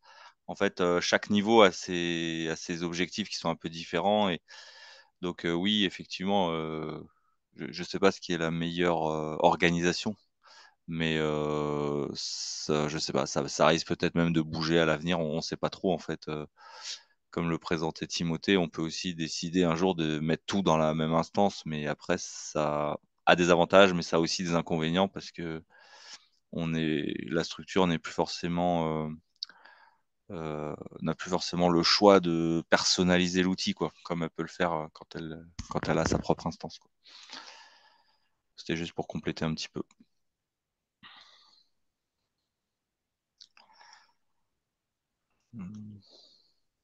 Ouais, bah, ça répond un peu aussi à la question qui vient d'être posée à l'instant sur l'échelle pertinente. Nous, effectivement, au département 35, on a considéré que c'était aussi notre rôle de pouvoir venir en appui au territoire, leur proposer un outil qui leur permette de bancariser, enfin de bancariser les travaux, mais fallait aussi démontrer l'intérêt pour les structures milieu aquatique d'utiliser l'outil et que ça vienne pas être un outil en plus, un outil supplémentaire du temps à passer pour faire du rapportage auprès des financeurs. C'était aussi leur montrer qu'on pouvait, enfin qu'elle pouvait avoir un intérêt à utiliser Sisma. Et je pense qu'on a à peu près bien réussi. On a à peu près bien réussi à ce niveau-là, quoi. Mais ouais, nous, c'était vraiment un choix d'appuyer les territoires et de se dire, bah voilà, on est l'échelon départemental, on peut essayer de favoriser, favoriser ça, quoi. La ELB est intéressée par toutes ces démarches, d'ailleurs. Mais bon. Juste, j'en profite pendant que Timothée se met en place. Je crois que c'est Timothée qui enchaîne, hein, il me semble. Oui, Euh, moi j'attendais Ouais, mon tour, mais ouais, pas de juste souci. pour celles et ceux qui souhaiteraient avoir des démonstrations plus poussées de l'outil en direct, etc. Je ne sais pas si vous avez prévu de venir, mais donc la semaine prochaine se tient à Rennes le Carrefour des gestions locales de l'eau. Et donc sur notre stand du CD35, on aura la présence de l'EPTB Sèvres Nantes, donc à créer Sisma. Et donc on aura un écran avec des démonstrations en direct. Si vous voulez venir manipuler un peu l'outil, voir à quoi ça ressemble, n'hésitez pas à venir vous voir. Si vous n'avez pas prévu de venir, mais que vous pouvez venir, envoyez-moi un mail et on vous envoie des codes pour pouvoir récupérer vos badges d'entrée gratuits au Carrefour de l'eau. Donc c'est mercredi et jeudi prochain à Rennes. Et C'est bon. juste une question de Loane, mais Benjamin a répondu, qui demandait si les techniciens bocagers utilisaient également Sysma pour leur projet. Et oui, a priori, Pour les zones projets, pour tout ce qui est saisie de linéaire, pour l'instant, on le fait sous QGIS. Parce que c'est une base de données qui est complexe. Et la gestion d'espace naturel, ouais, mais en fait, tout est possible, en fait. Tout est, pour répondre à la dernière question, je sais pas si Benjamin, tu veux compléter, mais je sais qu'au niveau d'eau-et-Vilaine, il l'utilise pour tout un tas de choses, y Bah, en fait, compris gestion des salles de réunion. Enfin oui, en bref, fait, c'est tout très, très, est. très, très simple de créer un dictionnaire de données dans Sysma. Ça se fait en quelques clics. Il y a des listes déroulantes, des champs dates. Enfin bon, il y a toute une série de paramètres. C'est vraiment très, très facile à mettre en place. Et du coup, nous, oui, on s'en sert quasiment pour tous nos services à Haut-et-Vilaine. Comme tu disais, il y a des assistantes administratives qui gèrent toutes les salles de réunion. Ben, on a un grand territoire, donc c'est pratique. Et plutôt que ce soit ben, dans un tableau Excel, là au moins c'est directement visuel et beaucoup plus sympa à exploiter Et ouais, qu'un partager, fichier mise à Excel jour. avec des couleurs. Ouais. Et c'est mis à jour, exactement. La mise à jour bénéficie à tout le monde. Là, on travaille sur tout ce qui va être avis de la commission locale de l'eau. Voilà, tous les avis, on va les centraliser dans Sysma. Voilà, on peut vraiment imaginer ce qu'on veut, enfin, le développer en fonction de ses propres besoins.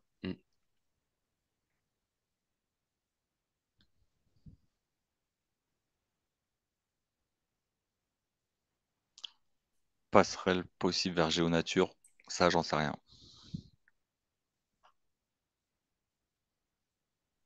Je sais pas, ceux qui connaissent un peu. Géonature, c'est quoi? C'est une base de données nationale? Pour la biodive, hein, c'est ça, Pour la Oh, Biodive, il y a ouais. l'OEB qui anime une version de GeoNature qui s'appelle Biodive Bretagne, qui saisit ces données. En soi, c'est possible. Pour aujourd'hui, il y a pas eu de demande pour le faire. Mais j'imagine que de la même manière où on moissonne des données pour les valoriser, on pourrait aussi moissonner des données pour les ajouter à Biotif Bretagne. Il faudrait simplement que le dictionnaire de données soit configuré pour être compatible. Après, il y a beaucoup de métadonnées sur les méthodes et les taxons, mais je pourrais poser la question à mon collègue qui gère la plateforme Biodive Bretagne. Il faudrait aussi voir, enfin, il faudrait que ceux qui sont intéressés, en fait, nous fassent la demande pour qu'on on réfléchisse à la question. ceux qui n'ont pas déjà leur outil de saisie de données biodimes.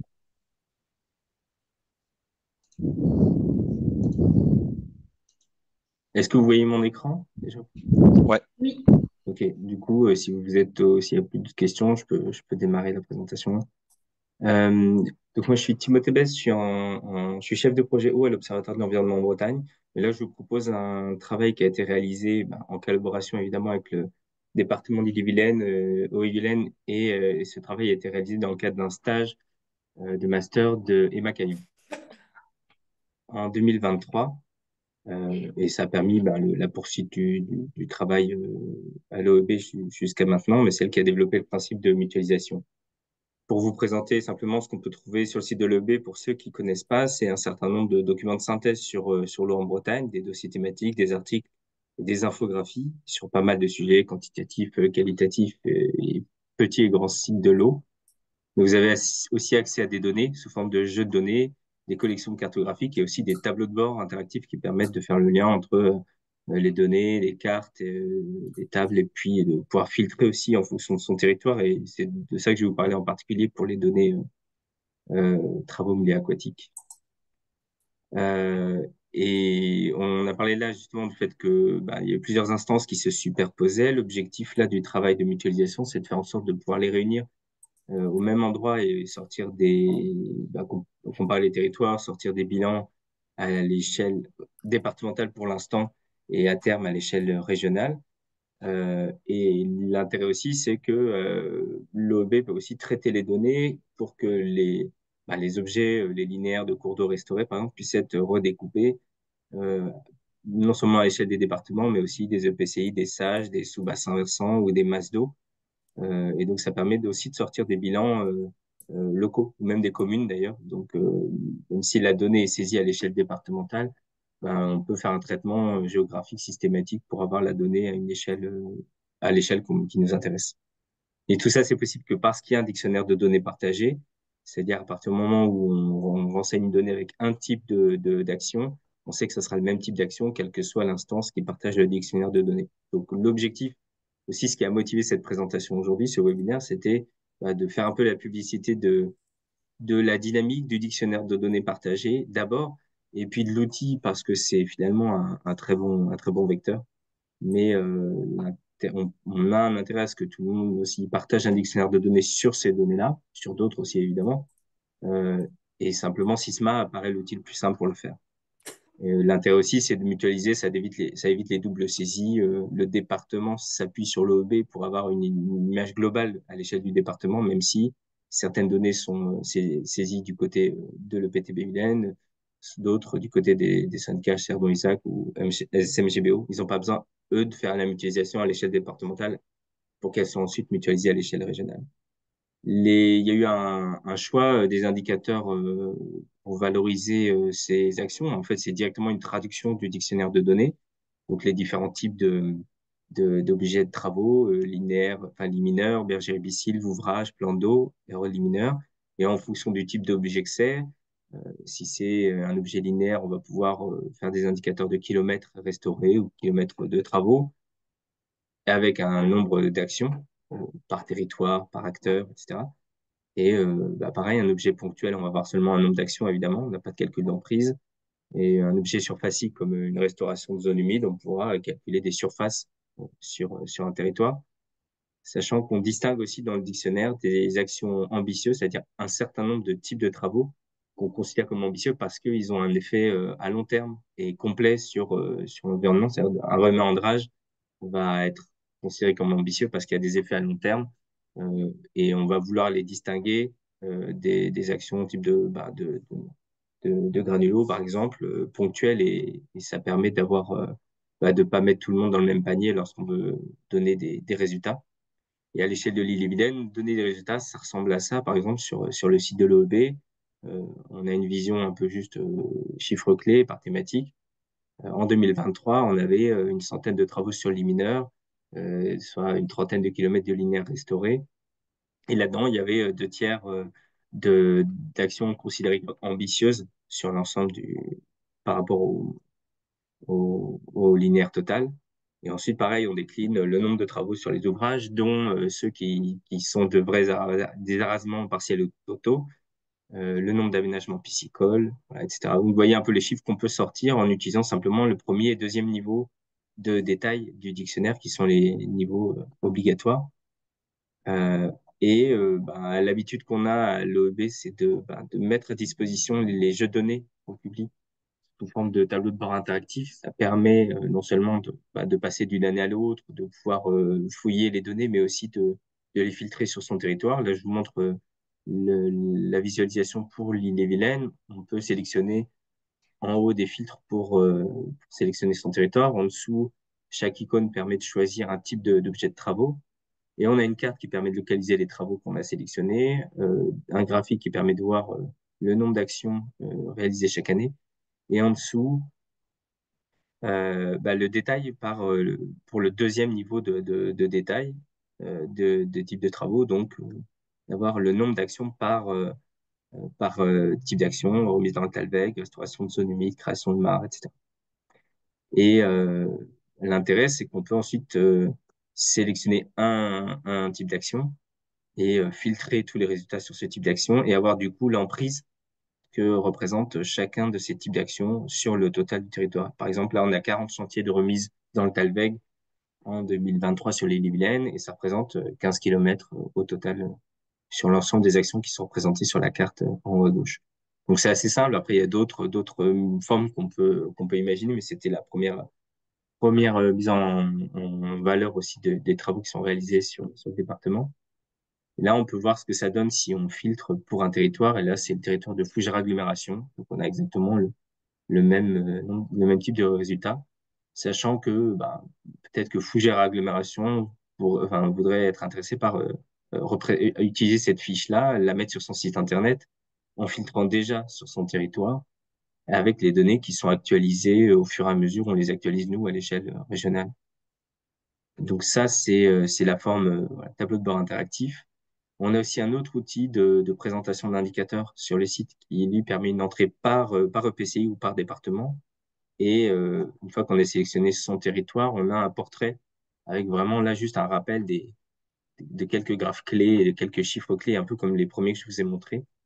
Donc là, vous avez l'exemple d'un portrait de territoire de restauration du milieu aquatique pour Fougères Agglomération sur le portail de l'Observatoire local de l'environnement. Vous y avez accès aussi de manière publique sur le portail de l'Observatoire. Et je ne vais pas vous faire le détail, mais il y a aussi un jeu de données associé qui est publié sur le portail Open Data de l'OEB, qui permet d'avoir les résultats de l'ensemble de ces indicateurs-là pour toutes les échelles de territoire. Donc, on peut choisir, je veux une échelle bassin versant, je veux mon bassin versant de l'Oust, et je peux récupérer un tableau de données avec les résultats des calculs d'indicateurs, et ça me permet de faire rapidement un graphique sur une présentation, par exemple. L'objet, ce que je disais de cette présentation, c'était de faire un peu la publicité de la dynamique qui est initiée à l'échelle de la région et qui se met en œuvre aujourd'hui en Ille-et-Vilaine. Mais on discute en ce moment avec les départements des Côtes-d'Armor et du Morbihan pour intégrer leurs données pour qu'ils fassent eux-mêmes le relais de ce qui passe au niveau des sages et des bassins versants et qu'ensuite puissent faire le relais pour la mutualisation à l'échelle régionale. Alors, pour l'instant, auprès du Finistère, comme ils n'ont pas les mêmes moyens d'organisation des données, ils ont été contactés, mais on n'a pas encore de démarche de lancer avec eux. Et l'échelle au-dessus, c'est l'échelle du bassin versant Loire-Bretagne. On échange aussi régulièrement avec l'agence de l'eau qui est intéressée pour s'appuyer sur cette dynamique-là pour pouvoir renseigner ces indicateurs de suivi des actions à l'échelle du bassin. Donc, l'idée, c'est de compléter la carte régionale, d'avoir plus de territoires sur la carte et d'avoir une vision la plus exhaustive possible à l'échelle de la région, soit en partageant le dictionnaire de données, soit en utilisant Sysma, et ça devient c'est automatique, soit en utilisant son propre système d'information et en se mettant d'accord sur un système un protocole d'échange de données et pour que, de suivre que le dictionnaire de données partagé est bien respecté par l'outil qui a été utilisé. Euh, C'est-à-dire, il faut qu'on appelle un chat, quoi, en gros, tous de la même manière. Et ensuite, la partie de mutualisation, les instances, enfin les utilisateurs peuvent transmettre leurs données à l'OEB, soit en donnant accès à leur propre instance Sysma, c'est ce qui est fait pour l'île-et-Vilaine et le PTB Haut-et-Vilaine. L'île-et-Vilaine donne accès même directement à la base de données. Le PTB Haut-et-Vilaine donne un accès juste en lecture à une partie des informations de Sysma. Ça me permet de télécharger des couches SIG formatées toujours de la même manière et je les intègre en lot dans mes bases de données.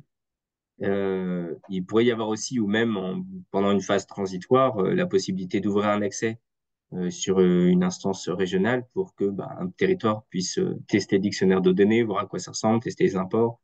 Et si ensuite il se rend compte qu'il a intérêt à avoir une instance qu'il administre lui-même et avec son autonomie pour rajouter d'autres types d'informations dans Sysma, à ce moment-là, de passer à une instance locale. Et l'autre possibilité aussi, c'est de passer par le relais des départements, qui est, comme on l'a vu tout à l'heure, une bonne échelle d'accompagnement avec un relais intermédiaire via les sages. Parce que moi, évidemment, à l'OEB, j'aurais pas forcément la capacité d'être assez suffisamment proche du terrain et des acteurs de terrain pour que ça, pour assurer l'animation de cette remontée de la donnée. Mais par contre, l'intérêt, c'est que nous, l'OB, on a des compétences de valorisation, de de présentation de l'information. Et ça valorise aussi le travail qui est fait sur le terrain. C'est que ce sont des opérations qui ont un impact direct sur la qualité des milieux euh, et sur l'amélioration de l'environnement. Et aujourd'hui, finalement, ils étaient assez invisibles et les efforts qui étaient faits par les territoires étaient peu mis en valeur. Donc là, c'est une première étape et on espère que ça permettra une meilleure prise de conscience des efforts qui sont réalisés sur le terrain. Voilà. Et pour finir, là, on a présenté une forme de webinaire assez court, mais on envisageait aussi, en s'appuyant sur la TBVB, peut-être de proposer une journée un peu plus longue, en fait, de détails, de présentation de l'outil ou de TP, de démonstration. Donc, à vous de nous dire si c'est quelque chose qui peut vous intéresser, et à quel endroit, etc. Voilà, mais je rends la parole à Charlotte peut-être. Oui, effectivement, on avait parlé suite à ce webinaire, de faire un petit sondage, enfin d'enquêter auprès de vous pour identifier les besoins et les attentes de Sisma. Et on avisera en fonction des retours pour organiser une journée en présentiel sur Sisma, selon les résultats, bien évidemment, de l'enquête et si vous êtes intéressé. S'il y en a qui veulent, je peux aussi montrer comment on accède aux objets, aux données dont je vous ai parlé sur le portail de l'Observatoire, mais vous avez un moteur de recherche qui va vous permettre d'y accéder facilement. Sinon, vous allez sur la thématique eau et sur la partie eau et biodiversité, c'est là où j'écris un peu toute la donnée milieu aquatique. Donc, vous pouvez retrouver via la page thématique eau l'ensemble de ces contenus.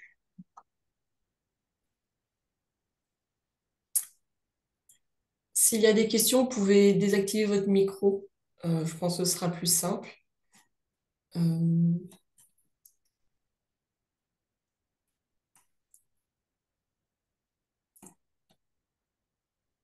et si- Ouais, on espère que ça a répondu à un certain nombre de vos interrogations. Si vous connaissiez pas l'outil Sysma, n'hésitez pas à faire part de vos remarques ou commentaires ou questions.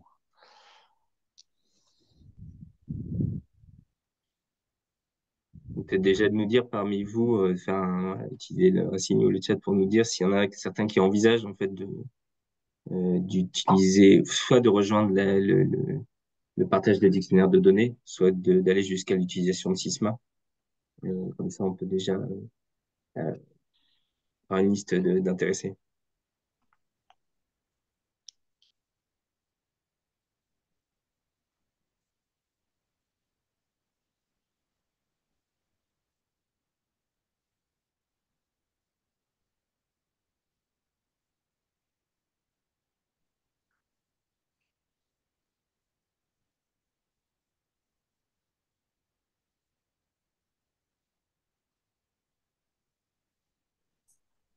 Quelqu'un d'un sage. Je sais pas ce que ça veut Médecin dire. brillant. Ok. J'ai pas les acronymes du 22, Je les ai. Je les ai. C'est bon. j'imagine. Si c'est un peu... Ouais. On a Ouais, aussi la communauté. Si jamais, de toute façon, peut-être via l'enquête, ouais. ça pourrait être dans un second temps, si c'est un peu tôt là pour répondre. Je pense qu'il faut vraiment mettre les départements dans la boucle Euh, systématiquement. Je pense aux collègues du 56 et du 22 pour, voilà, que chacun ait le même niveau d'information et que s'il y a des démarches qui s'engagent, bah, que ça se fasse en bonne intelligence, en bon accord et que les données potentiellement bancarisées par une structure locale puissent être récupérées par la structure Aster, enfin par la Oui, structure départementale. oui, c'est le cas Ouais, pour les Côtes d'Armor et le Morbihan. Donc oui, c'est nos relais privilégiés, c'est sûr. ouais. Non, mais je veux dire, faudrait pas que du coup une structure renseigne Sisma et puis après qu'il n'y ait plus de contact avec le département. Enfin voilà quoi, faut que, faut que ça se fasse correctement quoi. Voilà, donc il y a quelques personnes intéressées. Bah ouais, n'hésitez pas si vous avez la possibilité de venir au Carrefour de l'eau. Il y aura les créateurs de Sisma en chair et en os.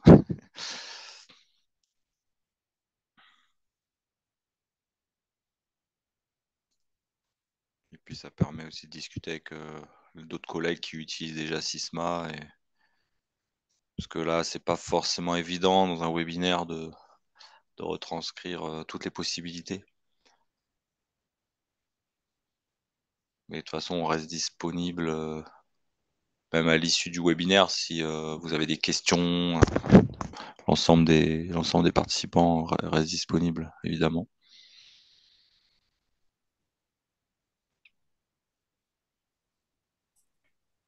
Eh bien, merci Bruno et Timothée, merci tout le monde. Euh, Merci à toi, Charlotte, je, d'avoir orchestré tout ça. je reviendrai.